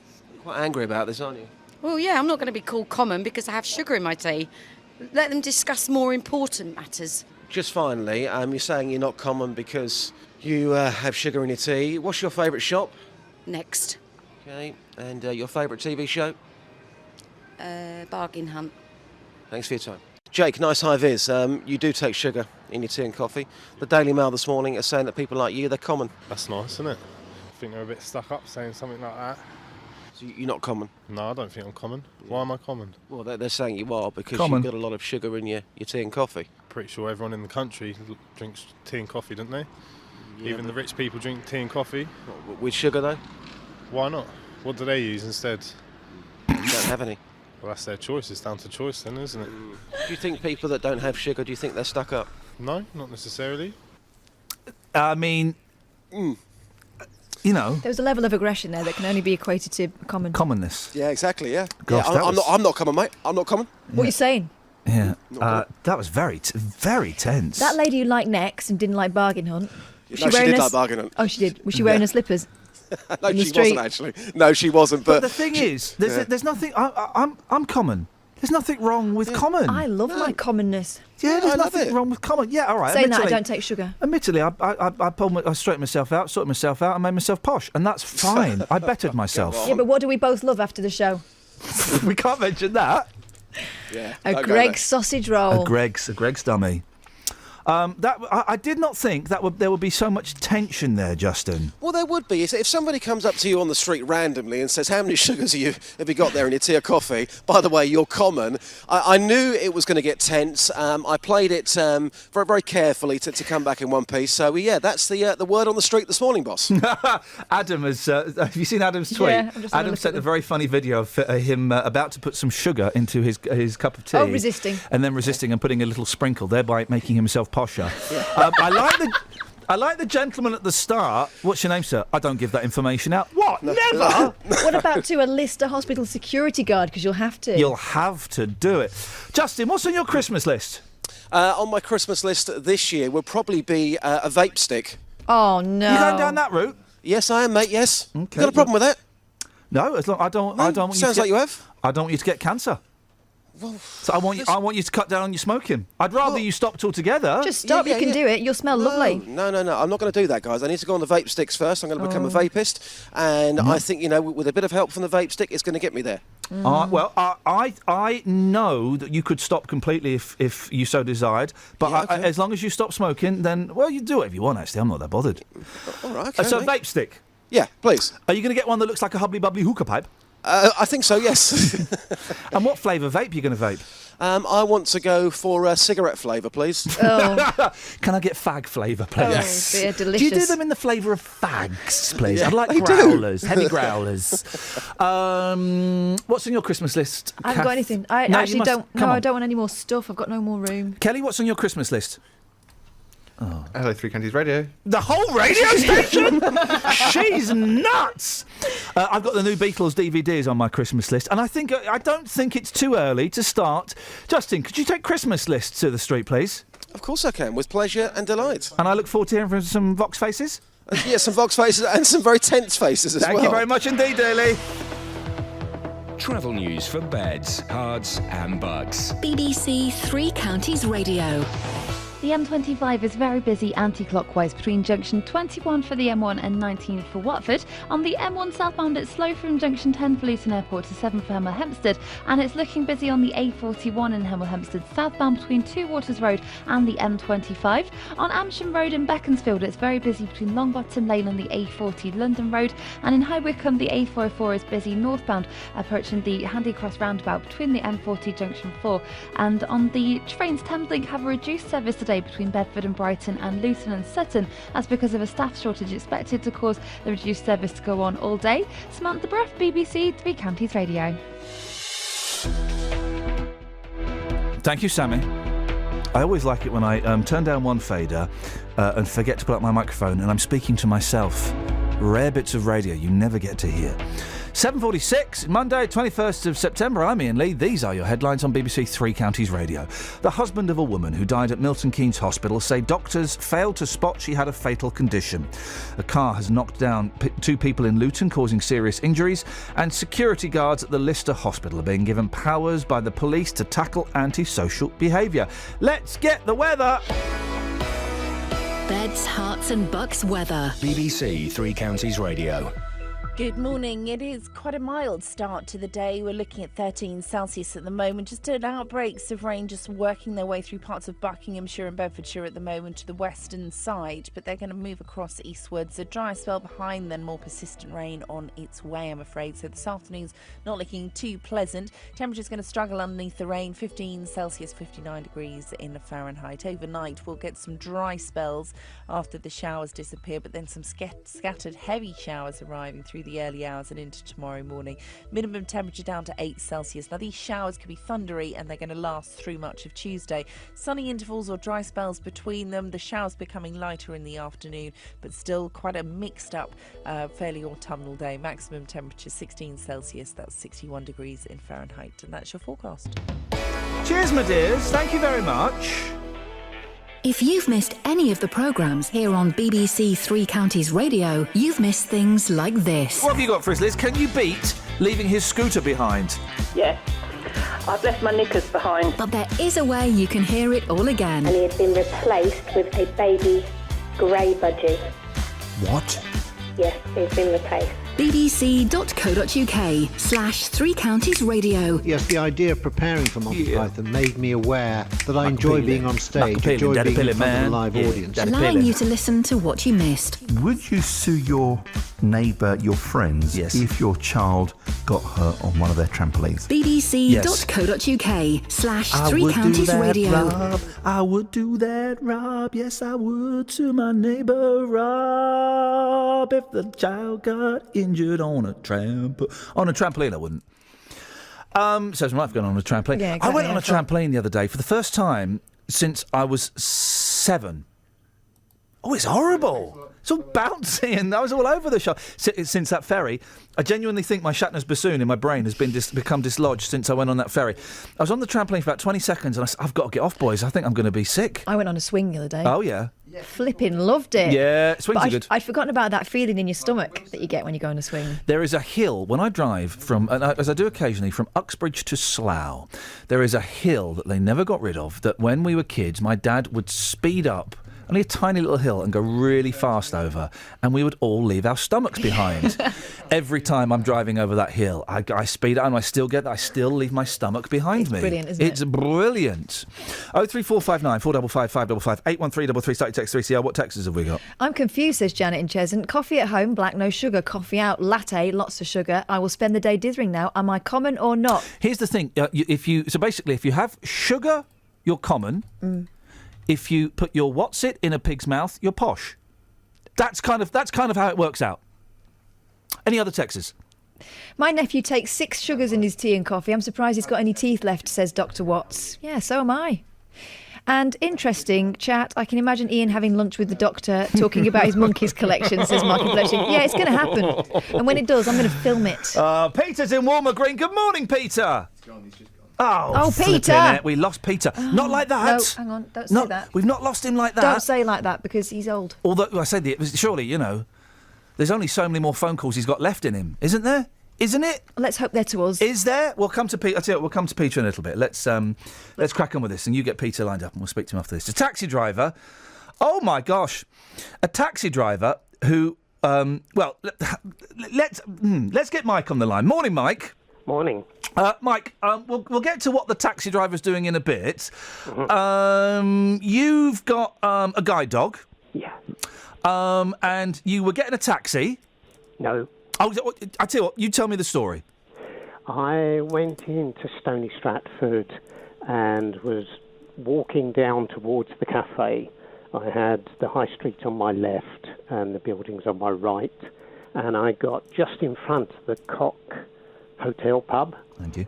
When my dog was suddenly thrown into my leg, I bent down and put my hand over her side because she'd gone slightly backwards, and that's very rare. Yeah. And up against her body was the back of what I later found out was a minicab. Oh.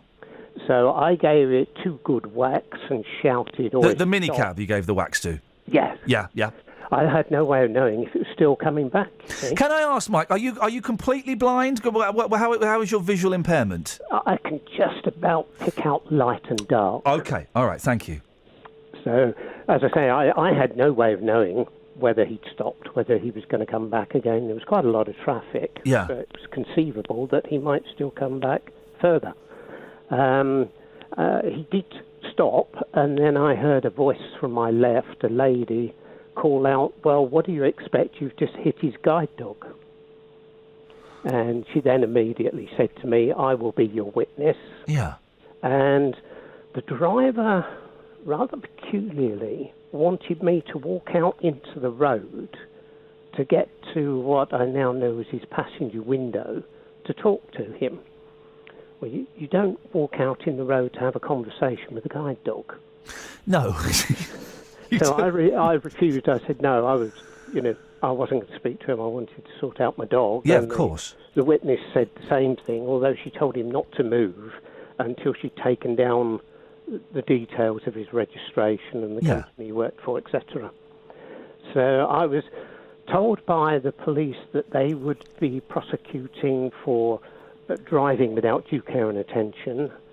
And then last Monday I had a phone call from somebody else at the police saying the driver was executing a lawful manoeuvre and therefore they wouldn't be prosecuting. Flip. So I said, since when has it been lawful to mount the pavement and hit somebody? Yeah. And he wouldn't answer me. His next comment was, "Are you happy with this?" And I said, "No, I am not." Good for you. Well done. And that was, he just said, "If you want to complain, write in." And I thought, well, that was helpful to a blind man, But now there's another twist in the story. So what's the driver doing now? Well, the police told me he was going to claim for damage to his boot. I'd dented it when I hit it. And that was the last I heard about him. I'm laughing because this is insane. Let's just go back a little bit. The guide dog's Emma, isn't she? Yes. How is Emma? She was a bit shaken up for, I would say, about 4 days. She was quite subdued.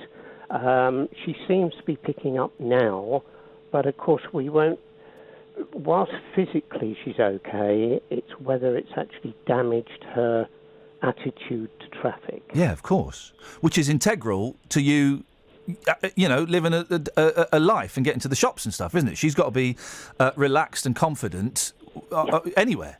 You want the dog to respect the traffic, but not to be afraid. Mike, were you both on the pavement? Yeah. Definitely on the pavement. There was no chance that Emma might have got a little bit, a little bit cocky and stepped into the road. The witness said, one of the other things she said was that we were clearly on the pavement and the driver had made no attempt to look behind him or use his mirrors. Flip, right there. Okay, so I know that the driver was attempting. Is he attempting to sue you? I'm not quite sure. I would imagine he's going to try and claim off a guide dog insurance. What an absolute arse of a human being, and I don't say that lightly. What a horrible, horrible person. You'd have thought he'd have been glad to get away with it. Yeah, wouldn't you just? What a cheeky... And he must be... He's furious that you... How hard did you hit that boot, by the way? What a strong right hand. I hit it pretty hard because I wasn't going to tap on it and say, excuse me, are you coming back? My intention was to say, oi, you stop where you are, son, because I'm here. Yeah. How are you feeling, Mike? Are you shook up by this at all? It doesn't do your confidence a lot of good. No, of course not. When you're on the pavement, there's enough to think of, especially in Stony, because there's quite a lot of people around. There are obstacles on the pavement, pots and waste bins and all sorts of things. So you need to concentrate on where you're going, not whether some moron is going to reverse into you. Here's the things, right? The driver's a complete and utter cheese. Let's say that. Let's be polite and say that. For what an obnoxious person trying to get a few quid out of the fact that you're right. He should be grateful he got away with it. But also the police not pursuing it. He ran into your dog. And if he'd run into my... I've got a dog now. I know. I've come over to the dark side. If he'd run into my dog, I would pursue him through the courts. But also, it is slightly different for you because she is more than a pet. She's a working dog. Yeah. Without her, I'm stuck. In fact, as you know, I've only had her 5.5 weeks. Yeah. I was without a dog for about 5 weeks. I was very, very lucky that they found one to match me that quickly. Yeah. It could easily have been 12 months or even longer, perhaps 2 years. Mike, listen, we have to move on. Will you keep in touch with us and let us know how it goes? I think this is outrageous. I think the police have embarrassed themselves, to put it mildly, by not pursuing this bloke. And this bloke is a complete and utter... What a lowlife. What a lowlife. I think, really, it's the Crown Prosecution Service. The police present what they've got, and the decision is made by the CPS, not the police. Mike, will you keep in touch with us and let us know how this story progresses? I will do, yeah. And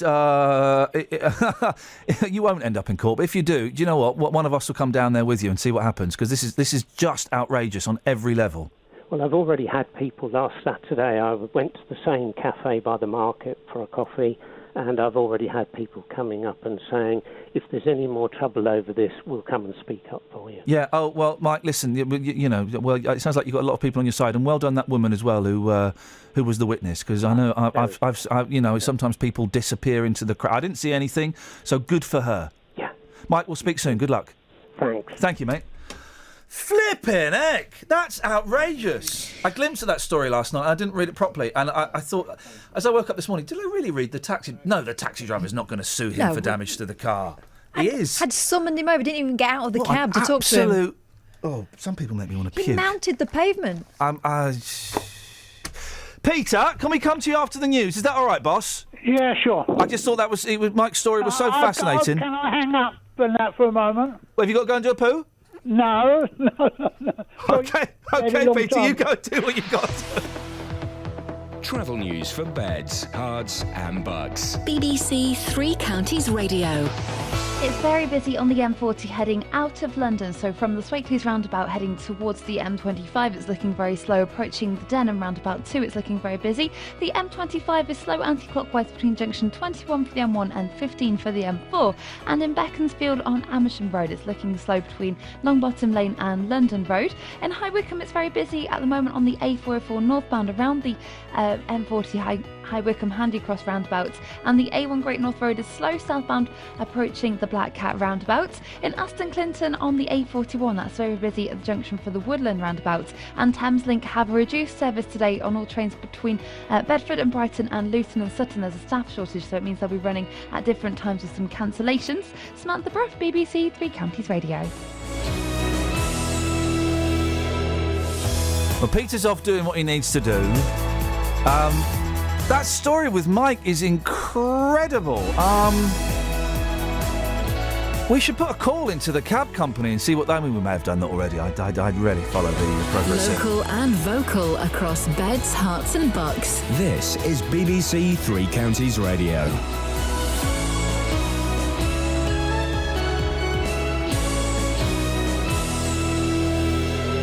It's 8 o'clock, I'm Lee Agnew. The headlines: MK Hospital accused of failing to spot a fatal condition. A man charged over a stabbing in Wolverton, and Lister Hospital security guards given new powers by the police. BBC Three Counties Radio. The family of a woman who died at Milton Keynes Hospital are taking legal action against the trust. An inquest has already heard there were failures in communication and delays in surgery after Sandra Porter contracted gangrene. Sandra's husband Keith says it's left him angry. The hospital are now saying they don't accept liability, and that's why we're going down the route of legal action. It's been well over 18 months now since Sandra died. It may take another 18 months, I don't know. A man charged with stabbing a man in Wolverton has appeared before magistrates in Milton Keynes. 22-year-old Ulrich Unzi of no fixed abode has been charged with wounding the 34-year-old in the Gables on Thursday. Security guards at the Lister Hospital in Stevenage have been given new powers to tackle antisocial behaviour. The police have given 6 guards the power to demand names and addresses and issue fixed penalty notices. But Dr Sean Gabb from the Libertarian Alliance says he has serious concerns. I think it is very dangerous to give a private organisation or the employees of a private organisation the coercive powers of the state. I think it's a good general principle that if you have coercive powers, then you should be accountable via the mechanisms of the state. Nick Clegg will make his first major speech to Liberal Democrat activists since his resignation as leader at the party's conference today. He'll warn that leaving the European Union could lead to the breakup of the UK. Here's our political correspondent Ross Hawkins. Nick Clegg will not be the sole face of the Lib Dems pro-EU campaign. He conspicuously failed to defeat Nigel Farage in 2 televised debates on Europe last year. But the party knows he can still draw the attention of the media, and Mr Clegg will take the opportunity to attack Labour for their internal disputes about the EU and the Conservatives for their record governing alone since May. The most senior medical figure in world rugby says the sports rules may have to change to reduce concussions. The chief medical officer, Martin Raftery, says reported cases have doubled in the last 5 years. How can we actually change the game, or change the laws of the game, or change whatever it is to make the game safer? The biggest area where concussion is going to occur is in the tackle. So that will help us to look at the tackle and see what we can do to make it safer. In sport, Sebastian Vettel won the Singapore Grand Prix after Lewis Hamilton was forced to retire, and Great Britain are through to the final of the Davis Cup for the first time since 1978. The weather will be cloudy with outbreaks of rain today, becoming drier by this evening. Top temperatures around 15 degrees Celsius, 59 degrees Fahrenheit. You get the latest news and sport online at bbc.co.uk/3 counties. Thank you, Lee. Sorry, you may have heard me scuttling back and forth during the bulletin there. Just talking to Catherine about that story with Mike. If you just tuned in, I don't know why that was squirreled away at 10:02. We're going to do that story again tomorrow, probably. We should have done 3 hits on that because that's an incredible story. And Mike told the story perfectly. Mike, if you're still listening, I don't know. He may be listening to Radio X and the new Chris Moyle show. We just don't know. We're coming with you on this journey, buddy. Yeah. You ain't doing this on your own. We're gonna put a call into the cab company. So let's get this straight. Cab driver reverses onto the pavement, hits Mike's guide dog. Oh. Mike feels the guide dog moving against his leg. That's the first he knows. Puts his hand down, feels the back of the car coming closer. You know, he can't see, so he doesn't know whether it's going to stop or not. So he bangs on the boot. Apparently the cab company is now suing him for the damage. Well, we don't know if it's the company or the driver specifically, but they're suing him for the damage, and the police said, well, there's nothing more we can do about it. I mean, flipping it. It's just... As soon as you mount the pavement, surely that's it. That's it. This Anyway. is BBC I failed my Three test for Counties doing that. Radio. No, I didn't hit anyone's guide dog. I did make an old man run. I passed my driving test for mounting the... no, I'm joking. I passed my driving test first time. Did you? Yeah, I did. I would have done it if I hadn't mounted the pavement and made an old man run. Mike, we'll pursue this story because I just the more it's still just sinking in It's how outrageous that is on every level. Right, let's put a call into the cab company. Let's see if we can get the witness, that wonderful human being who's there and had a go at the driver. Well done, that woman. Let's speak to the coppers, see why they're not pursuing it, and let's get someone from National Guide Dogs And for what's the blind. this about being able to sue the guide dog's insurance? I mean, yeah, because those guide dogs have got so much money swilling around in their filthy rich organisation. Yeah, let's go and sue those guys, shall we? At what point do you think to yourself, do you know what, maybe I'm just taking this a bit too far? I'm going to sue the guide dog people. Because I got a dent in my boot because I hit a guide dog. Sorry? Yeah, I hit a guide dog. The owner dented my boot. I'm going to sue those guide dog people. It'll come out of their insurance. Yeah, their premium will go up, but those guys are rolling in it. They must have loads of... You know, the thing is, if you sue the guide dog people, you get paid back in Coke can openers. That's and milk bottle tops. That's what they pay you back with. Peter in Walmer Green. Peter, I hope you've abluted. What an amazing story. I'll tell you what, I think that's appalling, and it's appalling about the police too. It is. There's everything about that story is stinky. Yep, absolutely. We're gonna put them to shame, really. You know, no one comes out of that well apart from Mike, the witness, and Emma. They're the only ones that come out, and all the people actually in the cafe who rallied round him as well. Totally agree with you. We're going to follow that story, Peter. We're not going to let that one go, and we may come back to that tomorrow or later in the week. Too. And because also as well, right? Even if you get involved in a car accident, even a tiny one, there's an element of shock, all right? And I don't know what it's like for a blind person. I'm imagining it might be even a little bit more shocking, okay? So there's an element of shock. So there's an element of concern about his dog, and now he's got this idiot. He's going to sue him. No. Let's get this. Let's get this story. Someone there should be holding their heads in shame anyway. Let's get this story and let's see if we can get this sorted out quickly, because I don't want Mike to go through any more stress. Bless him. Right. Anyway, Peter, what do you want to have a whinge about today? I was going to go on about being common. Oh, go on then. You do realise that some of our biggest traitors have been rich. Posh people. Oh, go on. They come from our elite universities. They're left and right, not just one side. Yeah. Some loved Hitler, and some were communists. So when we're talking about common people, they're the people who fight and die for this country.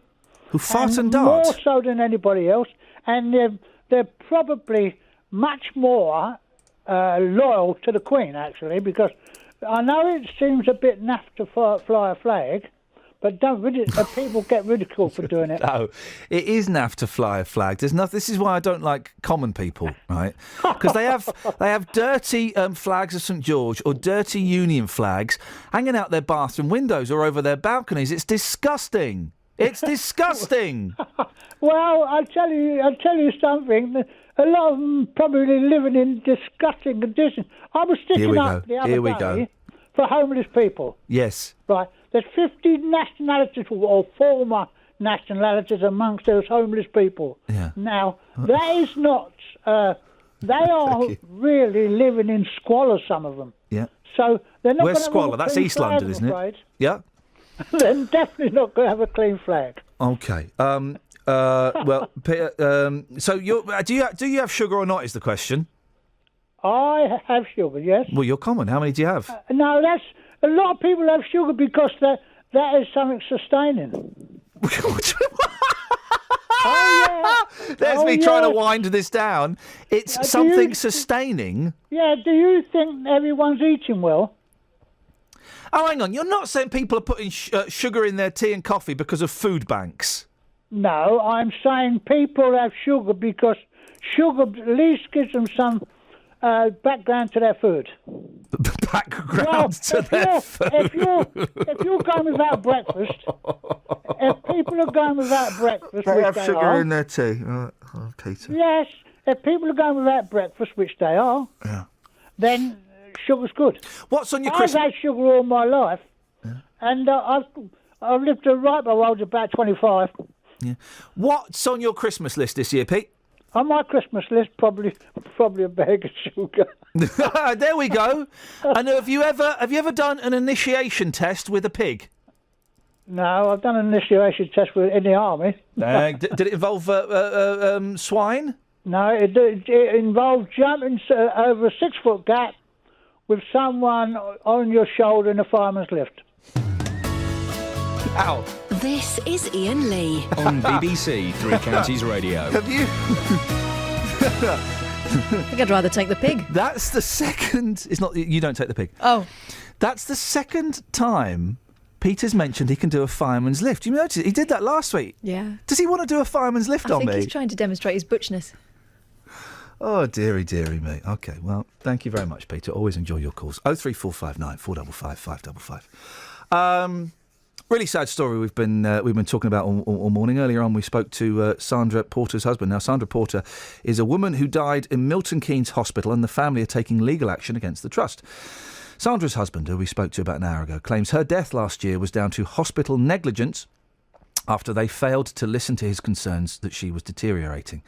Well, in June, an inquest delivered a narrative verdict on her death, finding that failures in communication and the delay in surgery resulted in missed opportunities. Dr. Hamid Khan is a doctor and a lecturer from the National Health Action Party. Doctor, one really straightforward question first. I keep saying that the inquest delivered a narrative verdict. What does that mean? Hi, Ian.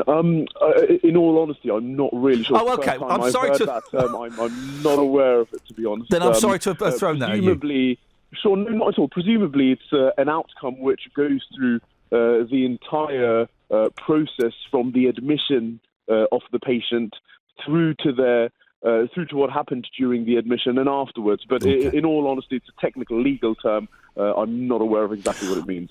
As a doctor working in a busy hospital, I'm sure you get families all the time, don't you, saying, "Doctor, you've missed something. No, hang on, what about this?"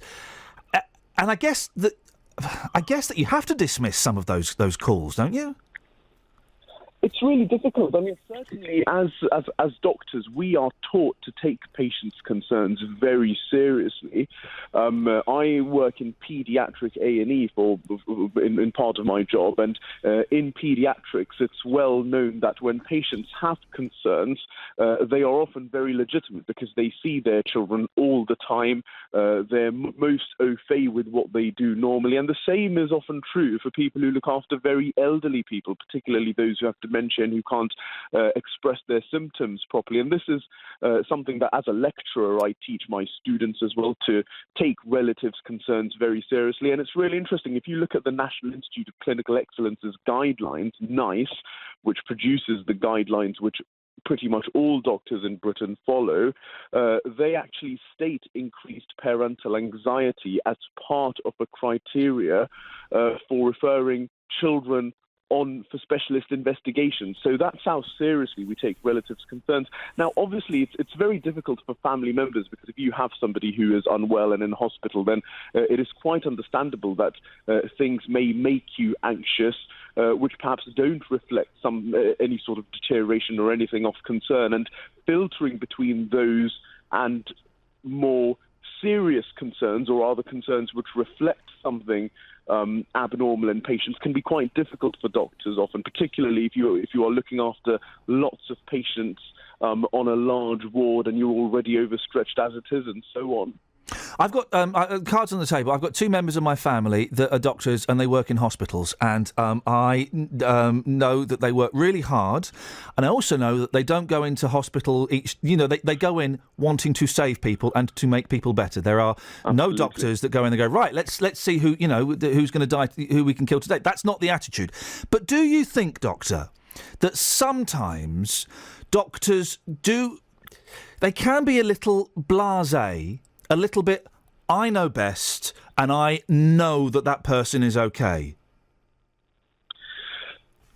Certainly there has been a shift away from that culture over the last sort of 20 or 30 or 40 years. Increasingly, there is a huge emphasis in medical schools where doctors are trained on things like communication and on the softer people skills, as it were, and on things like empathy and so on. So certainly there's been a huge shift away from that. Because doctors aren't always great at people skills. And, you know, and I'm not saying as a criticism, it's an observation I've made. They're brilliant and knowing medical stuff, but sometimes their people skills can be a little bit lacking, can't they? Well, certainly the emphasis on people skills, as you rightly put it, has increased massively over the last 15 or 20 years. There was a JMC initiative called Tomorrow's Doctors about 15 years ago or so, which recommended that things like communication skills and empathy should be at the forefront of training doctors. And that is what we're seeing pretty much in all medical schools. Those people skills are not only taught extensively and rigorously at medical schools to student doctors, but they're also used as part of the selection criteria to select A-level applicants as a marker that they will become good doctors. So there is increasing emphasis on it. As to whether doctors have good people skills or not, I guess it's very difficult for anyone to gauge. You only go by your own experiences, don't you? Certainly the new doctors who I see, the newly qualified doctors, and the medical students who I teach, are far more empathetic and far better with people than many of the older generation have been at times. Although it's not a stereotype either. No, of course. Doctor, we're running out of time. I've got 30 seconds. Do we expect too much from our NHS and our hospitals and our doctors? People die, and you know, and that's inevitable. Do we expect too much healing from our medical staff? I think certainly we've got a situation at the moment where, as a country, we have a very ageing population with increasing medical and social needs intertwined with each other. And as a result of that, the burden on the NHS is increasing. In addition to that, we're also under financial strain, and there are massive recruitment and retention problems with staff in key areas like A&E and general practice and nursing. So as a result of that, in my personal opinion, I think patient expectation will have to be recalibrated if the NHS is to survive over the next few decades. And with regards to your question, certainly patient expectation is something that needs to be looked at. And the other thing that I would add is that this situation is not helped by many of our politicians often devising proposals and policies which are very consumerist in nature, which are very orientated towards convenience rather than medical need. And we know that the current government is talking about the 7-day NHS and providing elective routine care, which doesn't need to be provided on weekends to facilitate that convenience, when at the same time money for cancer drugs, for example, and the funds which go towards drugs which treat people with cancer is declining. So certainly the emphasis that we're putting on the whole consumerist ethos needs to reduce, in my opinion. And Doctor, I've got to end it there because we're out of time. Dr. Hamid Khan, doctor, lecturer from the National Health Action Party. And by the way, you know, thanks for fixing people. You know, those people go on to fix people, and they do a brilliant job. Thank you, Doctor. Travel news for beds, cards and bugs. BBC Three Counties Radio. It's very slow on the M25 anti-clockwise between junction 24 for Potters Bar and 23 for the A1M.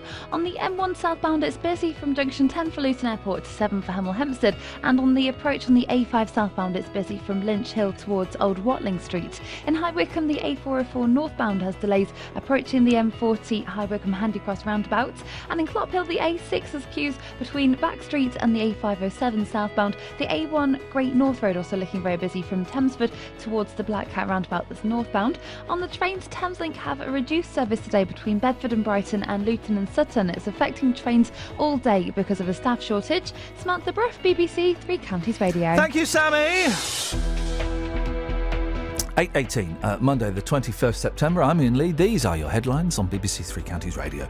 Milton Keynes Hospital is being accused of failing to spot that a woman had gangrene, which led to her death. A man accused of a stabbing in Wolverton has appeared before magistrates. And security guards at the Lister Hospital are being given powers by the police to issue fines and demand names and addresses. On Inside Out, we asked, do we need drastic measures to tackle the housing shortage in the East? Ideally, we would like people who are in the older age group to downsize to leave family housing for those who've still got families. A tough line is being taken with rough sleepers, but is stopping handouts the answer? Rather than giving people handouts and then become reliant on those handouts, actually give them the support and advice that they need to actually make a positive change. And we get a look at the house you and I might be living in the future. That's Inside Out with me, David Whiteley. Tonight, 7:30 on BBC One. I forgot to say, they fixed my mum. She got the cancer all clear. How cool is that? She got the all clear last week. Brilliant. They fixed her. She was going to have a double mastectomy. She was gowned up and everything, wasn't she? She was gowned up, ready to go, and they fixed her. She's got everything, breasts and all, all intact. Isn't that mad? That's amazing. Isn't that amazing? So thanks, doctors and nurses. You did that. You fixed my mum. Means I'm still some way off the inheritance, but never mind. Swings and roundabouts. Swings and roundabouts. Eric's on the line. Morning, Eric. Good morning, Ian. What you got for us, boss? Yeah, I would say it's a great thought off her mind, a great weight off her mind from that point of view of your mother. I'm making light of it, but it's brilliant news, and we all had a little celebration last week. So well done, and thank you to High Wycombe Hospital, and also elements of a hospital in Slough that helps. So it's brilliant, excellent stuff. Yeah. Anyway, Eric, what you got? We were talking about the guide dog. Yes. If this taxi driver has had an accident, I believe by the mere fact of his licence, he has to report it to the licensing authority that licenses for his taxi. So it might be an idea to have a word with them.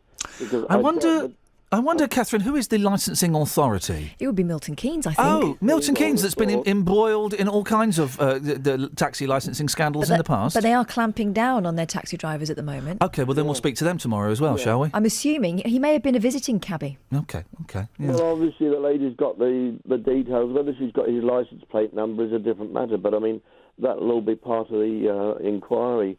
But I think if you talk to a cab company, I doubt very much whether you'll get much information from them. I doubt it, but we have a team of crack journalists who are working at the BBC, and they can advise the people that work on this show. I'm joking. We're going to make lots of phone calls today and follow this, because this story, I think, deserves a lot more attention. It does. It's just incredible. That poor fella, he's had his dog knocked into.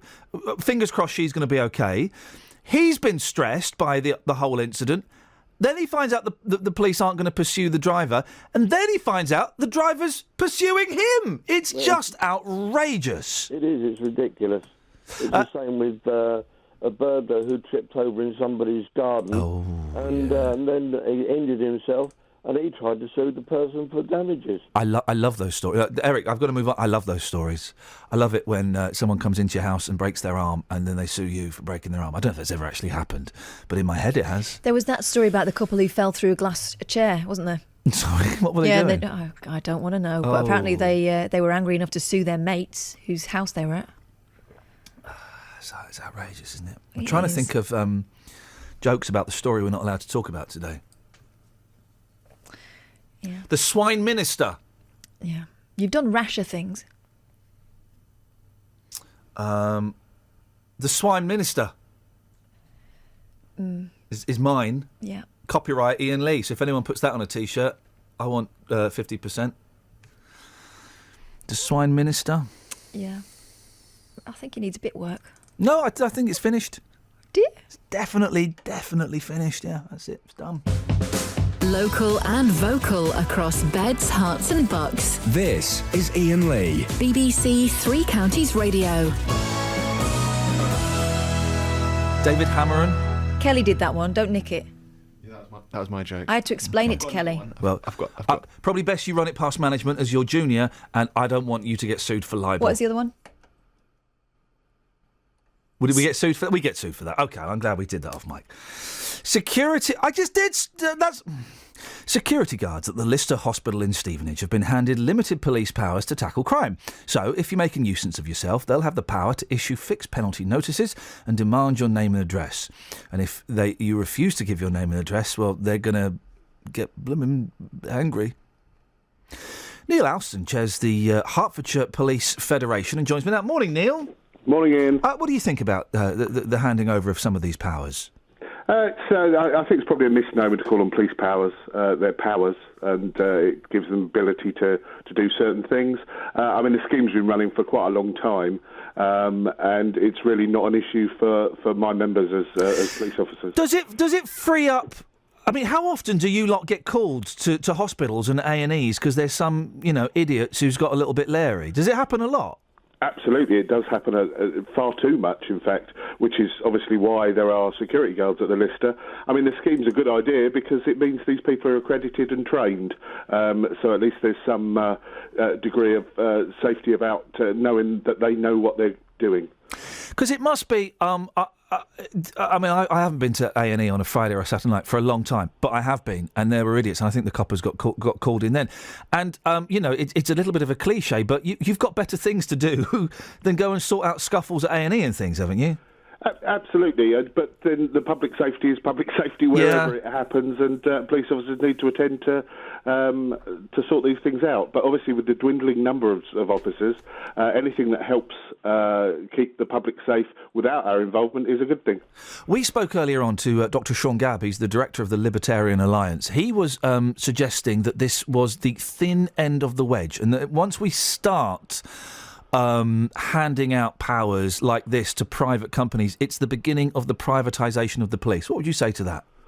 That's a point of view, but as I say, it's been happening since 2008. I absolutely would be concerned about the privatisation of the police, but as I say, I think this is probably a misnomer to call them police powers.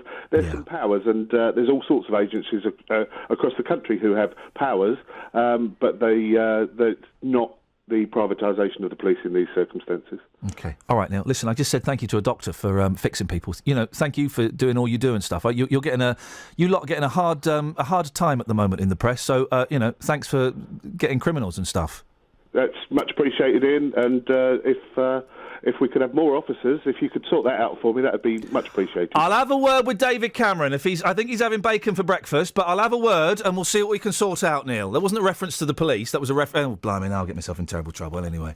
Thank you, Neil. Genuine. The police are having a rough time in the papers at the moment, and there's some dodge pots and there's some silly stuff going on. But you go and arrest some criminals. You go and catch some criminals. You go and bust down someone's door at 3 o'clock in the morning and arrest them for being a dodge pot. Thanks to those guys as well. Yeah. Thanks to the fire services for putting out the fires. You're going to do all the people who help us? Yes. Good. Thanks to the lollipop people. I'm not thanking them. They are superfluous. Oh, no. We don't need the lollipop people. We don't need the lollipop people. You know that. Don't you like to see them? No, I don't. Aren't they a welcome addition? Annoy me. They annoy me. I'm suspicious. Oh. Yeah, I am. And they just annoy me. We don't need them. Particularly the ones that buy... I find them arrogant. What? I find them arrogant. They can't be arrogant in that get-up. Anyone that stops traffic that isn't a police officer... It's got balls of steel. Well, particularly the ones that hang around near schools. That's weird. Well, that's where they're supposed to hang around, isn't it? I don't know, is it? And for hanging around, see, work. Well, you say work. They get paid a stipend. OK, so anyone else? And also the ones that hang around by Pelican Crossings. What do you think about dinner ladies? Got a lot of respect for those girls. Mm-hmm. What, the ones that stand around in the playground? Well, I think their chances. That's lunch duty. I'm talking about the ones that serve that mashed potato on the plate with like. Yeah. I thought you were getting love. We used to have one called the Walrus. Because she was a big lady with a moustache. We used to have a dinner lady called Mrs. Crossley. Right. Is that actually her real name? Yeah, Mrs. Are you about to be rude about her? She's probably dead. Well, no, you can't. And it was up north. And she did this thing to me that I think allows me to say what I want about her. Well, OK, go on. I broke my arm in the morning messing about, showing off. Yeah. Broke my arm. Didn't realise I'd broken my arm. All through school I went, because I'm a rock. Right. Something that sounds like rock. Lunchtime, I couldn't get my fork up to my mouth because I had a broken arm. Do you know what Mrs. Crossley did? She yanked Grabbed it up. hold of my Yeah, of elbow course she and did. went, "Don't be daft, a sore arm won't stop you from eating." Wouldn't have stopped her, she was massive. Yeah. Anyway, after that, she was as nice as pie to me when I came back to school because she realised what she'd done. Right? Yeah, Do you know what she gave me? By means of, well, I think a sweetener. Tamagotchi. Cactus. We've got some cacti. They are the cacti. Here we go. It was tiny and it was wrapped in, like, it didn't even have any soil in it. It was just like she'd pulled it out. Okay. Here you go, that'll sort it. Okay, well, That was Compo in the 1980s. This opens up a whole. Your dinner lady stories, please. When have you broken a part of your body? When have you been given a cactus? We've got cacti. They're rubbish. What are they for? They're Forgetting about, that's what they're for. And I tell you what's rubbish as well, the Venus flytrap. I fancy one of those. We've just got some. And the boys are going, "Look, Daddy, it'll bite my finger." And they put their finger in it, don't do nothing.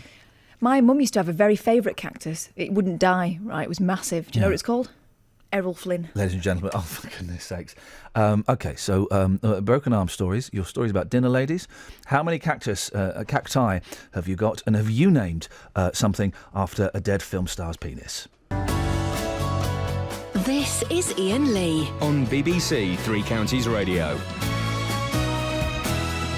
Have we got any texts? Because here's a surprise, guys. The new text machine doesn't work. We've got a lot talking So I about a can't certain see. story that we can't talk about, but yes, Mark in Bedford, that is what we're saying. A lot of taxis that serve Stony Stratford are registered in South Northamptonshire, says Helen in Just Milton remind Keynes. us of what this story is, please. This is about a guy called Mike who was walking along the pavement with his guide dog when his guide dog started to veer into his leg, which is unusual. And then when he put his hand out to find out what was going on with the dog, he found that it was being reversed into by a cab. So he bangs on the boot and of the cab that was mounting the pavement at this point, I should say. And now the cab driver is trying to sue him for damaging his vehicle. It's just outrageous. We're going to pursue this story. Absolutely. Something rotten. Sorry, but you can hear me typing, can't you? Yeah, a little bit, yeah. Okay, well, carry on. Can you- Phil. Okay, so that's what's happening. And, we had Helen there saying that apparently we might have to go look to Northamptonshire. We'll find out. It'll We'll be find out. pretty easy, I think, to find out who's done what. He knows the cab company and stuff, so we'll get in touch. Wilson! Hello. Hang on a second. I think I just wait there, Wilson. I'm so light on my fingers that I can out you. Hang on a second. This, I believe. Oh no, hang on a minute. I know what I'm doing. It's not because I'm busy replying to an eBay email. Here we go. Right. Oh no, that's not you. Hang on a second. Oh wait, no, that's not. You are listening to Iain Lee, BBC Three Counties Radio. What an idiot! Right. That's this young lady, and also this one. I am Broken Britain. What are you going to say for yourself, young lady? I'm a boy. Boy, I mean. I'm joking. Hey, Wilson, how you doing, man? You all right? Yeah, you. Yeah, good, thank you. Your mum and dad came and saw me in Cambridge on Friday. Mhm. What did they say about the show? They said that it was very good. Okay, how many stars would they have given it out of 5?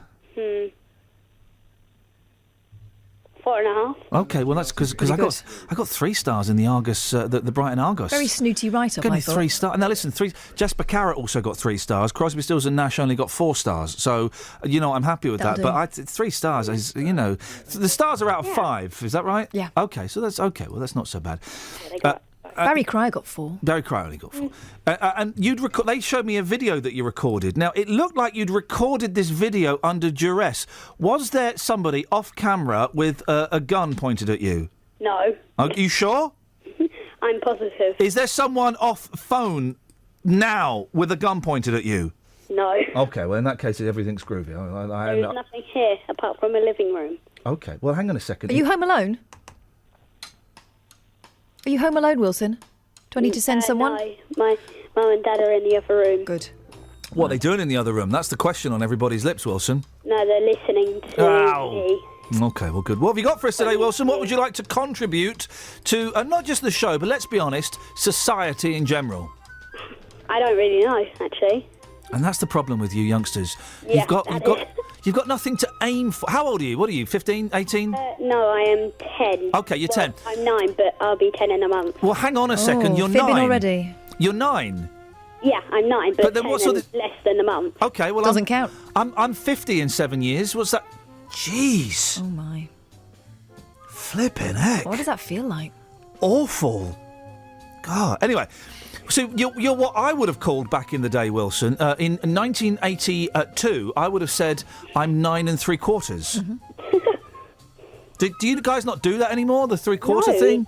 We actually don't. You just lie about how old you are, and you say you're a year older than you actually are. You round up. Unbelievable. Well, listen, when I was 9, I knew what I wanted to do. And I wanted to be, and it's funny how these things work out, I wanted to be a police officer. So I had something to aim for. Well, there must be... that you must have an idea of... OK, so you're 9, I'm 42. What do you see your life looking like when you're 42 years old? Hopefully to be a lawyer. Lawyer, like it. You going to be married? Sorry? Are you going to be married? Yes. Kids? Yep. How many? I don't know. 3? Don't know. 2? 1. Just one kid? Start with one. I'd start with one. Boy or a girl? Probably won't matter, Boy. even less than a boy. What are you going to call him? I don't know. Steve? Steve might be back in fashion by then. Colin? Wayne. How about you could call him Dave, like Dave Luton? Do you know what's a name that we need to revisit? Yeah. Dean. Dean, hard Dean. All the bullies in my school and my life have been called a Dean. Well, my first love was called Dean Bottomley. I might just call him Barry. There we go. Nice. There you go. Barry from the Watford. Barry from the Watford. That'd be nice. OK, so you got that. You're a lawyer. You're earning a lot of money. Whereabouts do you think you might live? I don't know. OK, yeah. Wilson, what I'm hearing is a lot of vagaries, OK? You really need to start focusing. In Dubai, hopefully. In the what? Dubai. In Dubai. Oh. Listen, you're about to approach double figures. What date is your birthday, by the way, Wilson? My birthday is October 22nd. Right, I'll tell you what we're doing. We're giving the whole show over to Wilson on October. It's his show. Guest editor. You're the guest editor. They have that on... Women's Hour. Women's Hour. They have it on The Guardian sometimes and the Sun Bizarre page. Wilson, you're the guest editor on your birthday. That means you get to decide what we talk about and what guests we have on, within reason, Yes. on that show. You up for it? Yeah, I'm All up right. for it. Have a think about it. I want 3 things that you love. I want you to list them for me. Maybe not now. Have a think about it, and we'll make it work through that. You're about to enter double figures, man. This is the big one. This is it. The big 1-0. Yeah. Wilson, you've got our details. Send us an email with your ideas. You're the guest editor on your... What day of the week is it? I hope it's a Saturday, because then we can have Hang to on, do what it. date did he say again? October the 22nd. Let's have a What look. day of the week is it, Wilson? I think it might be a Thursday. Oh, nuts. We have to do it then. Actually, I've said it, and it's a stupid idea, and we actually have to do it now. Flipping it. You and your mouth. All right, Wilson, let's keep in touch, and Right. you'll be the guest boss on your birthday. All right. Cheers, ta-ta. Bye. Bye-bye. There we go. He didn't sound as thrilled about that as I thought he might. Yeah. Yeah. Kids. Kids these days. Broken Britain. Probably off to buy a can of hooch from the local offie. Yeah. Neck that before he goes to school, if he bothers to go in. Won't have done his homework. Sorry, miss. Where's your homework, Wilson? Sorry, miss. The dog ate it. Oh, really? And what do you intend to do about that? Well, miss, what do you intend to do about that? Kids these days make me so angry. Disrespectful. Disrespectful and disgusting. 03459 455 555. What can we do about the state of Broken Britain and the children? What is in it? Janet wants us to tell us what the story is. No, Janet. What story? The story we can't talk about. Oh, well, basically, you know your Prime Minister? Someone's written a very interesting book about him. And made some suggestions about what he might have done at university. And you know your bacon? I'd wash it. Explains why Ed Miliband had such trouble with that butty, doesn't it? Yeah, well, exactly. Oh, dear. That really is what I like to call a sausage sandwich. Pulled pork. Pulled pork. Come on now. Have we got any texts that we can read? Anything? No? I know a chap, says Richard from Good for you. Flitwick. Yeah. I know a chap who sat on a board to select students for medical school. Oh, yeah. He said at least half of all accepted had signs of being on the autistic spectrum. This apparently was a real plus, as memory is regarded as more important than interpersonal skills. I'm not sure this still goes on, says Richard. Right, all this stuff, right? All this stuff. like deaf people, that blind people can hear better, and autistic people have got better memories and can do. Some have some. What Rain Man was a myth, wasn't it? Rain Man was a Disney-fication of autism, because autistic people can't count matches really quickly, I guess is what I'm trying to say. Do you remember the Rain Man? Yeah, I do remember the Rain Man. I think they are more. Here's the thing: my friend's son turned out to be autistic. Yeah. And he could read by the time he was about 3, but he didn't understand what he was reading. He kind of learnt a pattern. My generation, who lived in the southeast of England, the first time we ever encountered autism was on London Tonight, hosted by Alistair Stewart. And there'll be people who remember this. It was a young black lad, right? And he was autistic, but he was really, in inverted commas, good at drawing. And so they had a little film of him on the South Bank drawing, like he was drawing. I think I've seen it. He's drawing the horizon. Okay, so he's got St Paul's and all of that. It was all. He did it quickly, and you could tell what it was. But I mean, it wasn't. But the story was, and this was, I guess, I'm going to say about 1984. If anyone, if you saw it, you'll remember this, because it was the kind of thing that was, we went to school the next day, and instead of being caring and sensitive, God, you see that young, we all took the mick out, because we were kids. We were 10, 11, 12-year-old kids is what we did. And he did these drawings. I remember him drawing St Paul's, and it was all right. A, I wonder what he's up to now, if he's still drawing. But B, the implication was, all autistic people have kind of got special powers. This boy's special power is he can draw just by glancing at things. But then so can people who haven't. So can some people who haven't got autism. Do you know, what am I trying to say? Is I think it's about picking out patterns. Yeah. Some people on the spectrum are particularly attuned to that they'll pick out patterns. So they'll be able to read music, but if you listen to them playing the music, it's like they're typing. They're copying it exactly, but there's no feeling to it. Anyway, I look forward to someone completely mishearing what we've said and having a pop at me on Facebook later on. 03459 455 555 BBC Three Counties Radio. Let's get the trav. Travel news for beds, cards and bugs. BBC Three Counties Radio. It's slow on the M25 anti-clockwise between junction 24 for Potters Bar and 23 for the A1M at South Mims. It's also busy anti-clockwise between junction 21 for the M1 and 15 for the M4. And the M1 is slow southbound looking at the cameras between junction 10 for Luton Airport and 7 for Hemel Hempstead. The A1M southbound is very busy from junction 9 for Letchworth to 7 for Stevenage. And on the A1 southbound, it's busy from the St Neots junction approaching the Black Cat roundabout. On the trains, Thameslink still have a reduced service between Bedford and Brighton and Luton and Sutton because of a staff shortage. It's affecting trains all day with some cancellations. Samantha Bruff, BBC Three Counties Radio. Thank you, Sammy. Sorry, I'm just trying to book the Bare Naked Ladies on the show. We'll get the Bare Naked Ladies on the show. It's going to happen. I love them. Yeah, they will come on this show at some point. That's a guarantee, guys. Right, where are we now? 8:47. It is Monday, the 21st of September. Oh, God, it's chucking it down out there. These are your headlines on BBC Three Counties Radio. Milton Keynes Hospital is being accused of failing to spot that a woman had gangrene, which led to her death. A man accused of a stabbing in Wolverton has appeared before magistrates, and security guards at the Lister Hotel. For goodness sakes, I can't read today, Catherine. Lister Hospital. Thank you. Are being given powers by the police to issue fines and demand names and addresses. Let me do some mouth exercises while we get the web. Beds, hearts and bucks weather. BBC Three Counties Radio. Good morning. It is indeed chucking it down out there in some parts. We've got a band of rain just moving its way through. There's some heavy bursts in there as well. Behind it, maybe a dry spell for a time, but then the rain comes back. This afternoon, some heavy, persistent rain. It's quite a wet afternoon on the whole. Temperatures struggling a little because of this, looking at 15 Celsius as a maximum. But this rain will move eastwards through the course of the evening and become dry behind it. Dry middle part of the night and then some heavy, perhaps thundery showers arriving by dawn tomorrow. 8 Celsius being the minimum temperature. These scattered heavy showers will continue through to tomorrow afternoon. Then they'll become a little fewer and further between and perhaps a little lighter as well. Maximum temperature tomorrow, 16 Celsius. And that's your forecast. Thank you very much. We've had a brilliant summer of cricket. That's Edson Court is all over.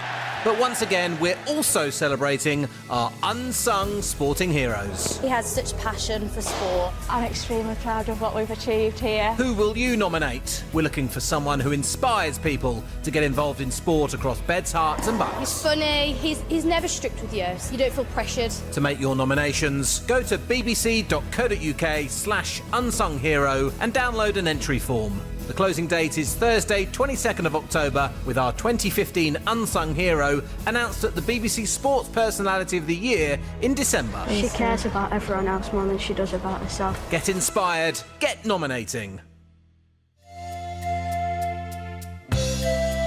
This is the official soundtrack to the new Beatles DVD coming out in November. They've remixed all of the Beatles songs. You really get to hear. I missed the panpipes the first time around, but in these new remasters, it really is. They were they were innovators when it came to panpipes in pop, and I don't think they get the credit for that. You know, I went to Spain recently. I did not know that, Catherine. Apart from the fact you've gone about all the flipping sitting on a train, right? And this guy gets on with a panpipe. I'm thinking, okay, this is going to be old school. Was he going to put that just one panpipe? Set of panpipes. Panpipes, yeah, all right. Otherwise, that's a recorder. Yeah. Goes like that. Anyway, no, he's high tech. He was there for the post-millennial generation. Uh-oh. He had a backing track. He didn't have the Millennium Bug. No, he didn't. He was playing The Sound of Silence. I wish he would. Exactly. I said to my husband, I think he's misunderstood the request. But then what they do is, right, you're all trapped in there and they make you have it. And then they walk around with their hands out. Well, that's Spain for you. Oh, you mean the music? Rude. Then he got on the next one and you could hear him through the walls that he was still playing the same old thing. There's nothing worse than you sitting on an underground train. Just as the doors shut, some chancer in a bowler hat and a guitar strides in. You think, oh no. Everyone eyes to the floor, The door shut, it starts to move. Good morning, everybody. I'm just trying to make enough money so I can buy a bite to eat and get a bed for the night. My name is Steve, and I'm going to sing for you. Here we go. 1, 2, 3, 4. And then he goes off. I wonder if I can... It's just that uncomfortable moment where they walk through the carriage afterwards. Yeah. Do you know what? If they've done... sometimes I give those guys money. Dear. The worst one was I was on a train, and this guy. So you're on the train, and the door shuts. Just as the door shuts, a guy gets on with a boombox and goes, "Good morning, everybody. My name's Wesley, and I just want to sing a song for you this morning." Elvis Presley was a rock star, and I have to be careful because that has got loads of swears in. But gosh, Elvis Presley was a rock star. Have you heard the Wesley Willis album? The what? The Wesley Willis album. The Wesley's what? The Wesley Willis album. No, I need to brief myself on that. Well, they all... you heard the introduction there, and I've got to be so careful. This is the introduction. Wincy Willis. So this is how Elvis Presley starts. Elvis Presley was a rock star. Okay, that's how Elvis Presley starts. Yeah. I whopped Batman's ass. That's how this one starts.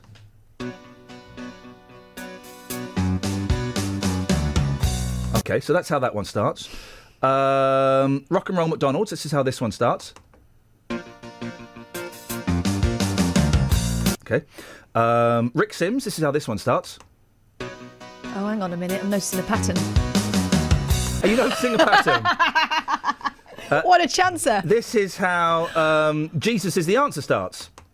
This is the... Oh, I can't. Careful. When he starts off Acapulco, Justin, you've got to be very, very careful. Wesley's Willies, did you say? Wincy Willis.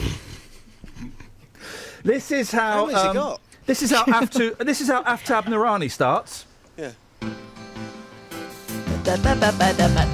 You get the idea? Yeah, great vibe. Why break away from a winning formula? This is how Northwest Airlines starts.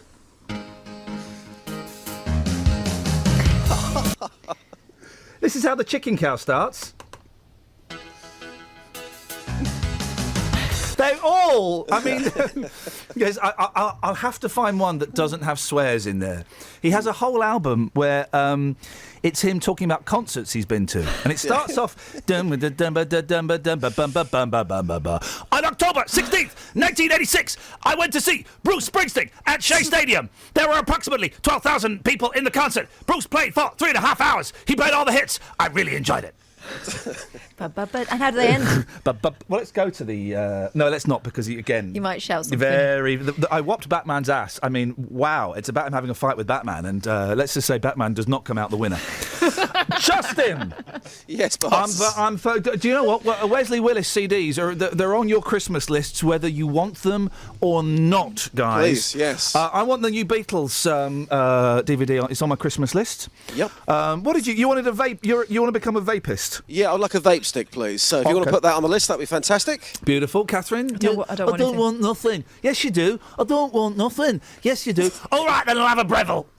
I've got a Breville. Yeah, but I want a swanky Breville that does 4 Brevils instead of just the 2. 4's too many. 2's too many. 2 is too many. 4 is never enough. And what did you want, Kelly? A CD from a great unsigned band. There we go. Delia, you've taken this to the street. Now, the one about the story we did earlier. Yeah. If you don't have sugar, you're posh. If you do have sugar, you're common. That kicked off. It did. There is no way this one could have kicked off. It doesn't kick off to a certain degree, but some people get quite offended when I recommend certain presents for them. And some people on the street this morning, I'm just going to put it out there, some people on the streets this morning, they are weird. So I've been out there this morning asking the big question of the day, of course, what's on your Christmas list? Yeah. This is universal, this one. Here's what happened. Street boy, what's on your Christmas list? Name. Hi, Rich. How do you know my name? Well, you've got a name badge on. Oh, yeah. Richard, what's on your Christmas list? I would like, a book. That's a fantastic rucksack. Can you explain what this rucksack is? Disney. How old are you, Patrick? 21. Wowzers. Okay, Patrick, what's on your Christmas list? Holiday. I want a holiday. Where to? Florida. I want to have a Merry Christmas with my family. Yeah. But what present do you want? What's on your Christmas list? My Christmas list, a bit early to think about it. Probably a nice bottle of whiskey and a nice pair of trousers. Thank you. Let's get the Zimbabwe perspective. Madam, what's on your Christmas list? A lot. Come on, talk me through it. Chicken, rice, traditional food. No, but a present. Present for me or for my family? Chicken and rice obviously feeds people, but what about a little treat for you? Little treat like, what do you call it? Duck? Nothing. Come on, madam, what's on your Christmas list? Well, I like adventure games and jigsaw puzzles and cross-stitch, anything like that. With the greatest amount of respect, madam. That sounds a bit like a boring Christmas. I know. What if I bought you a game of Twister and we played Naked Twister? Thank you. No, I'm not interested in that. Michael, what is on your Christmas list? Car. New car. Which one do you want? Don't mind, just a nice course, I suppose. Who's going to buy you that? Parents' first car. Only like $1,000 off Auto Trader. Only $1,000? Michael, you're taking the Michael. They said I could get one at that price. I think any electronics. What, even the naughty ones? How much? Any electronics sort of can bug your Western decadence. How much? That guy was great. That's my new favourite clip. Morning, Roger. How do you know my name? It's on your name badge. Oh, yeah. Well, Justin, let's hope everybody has a peaceful, as we enter the festive season, everyone has a peaceful build-up to Christmas. And let's have no more wars. Yeah. That's what was on my top of my Christmas list. I tricked you all. Yeah. You've all got the wrong answer. The top of my Christmas list is world peace and an end to hunger. Careful, Jeremy Corbyn wanted that. Got him into all kinds of trouble. Dealey, good work, mate. Thank you very much. Thank you, boss. Ta-ta. So I mentioned that autistic kid that could draw. Yeah, no, I've seen what you've just tweeted. Stephen Wiltshire. Someone told me about it. Hang on, who? Apparently, the remarkable thing about him was he wasn't looking at the scenes as he drew them. He looked at it once. He could remember it. Stephen, thank you. Steve has said that kid you mentioned is called Stephen Wiltshire. He's got his own gallery in London, and some of his pieces sell for $10,000 a pop.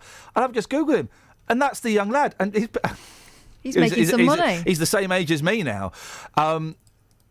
And that's what his drawings looked like. It's gosh, thank you for that, Steve. I've just travelled through time. I've just travelled through time. Isn't that funny? We got 20 seconds. Any texts?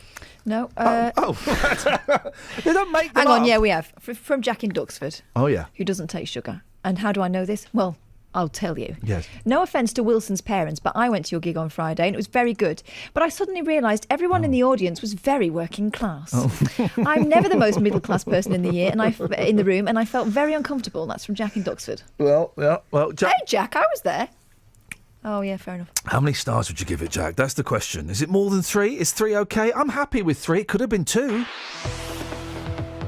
Travel news for beds, cards and bugs. BBC Three Counties Radio.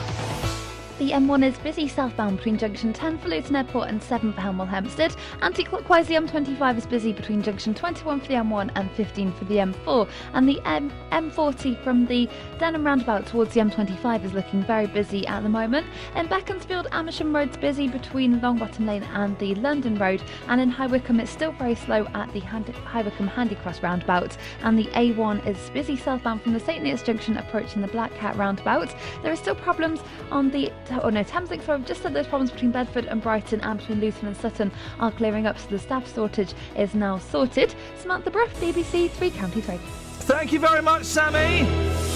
Ah, man, that's it. That's your lot. Have we got you all week, Kelly? No, sorry.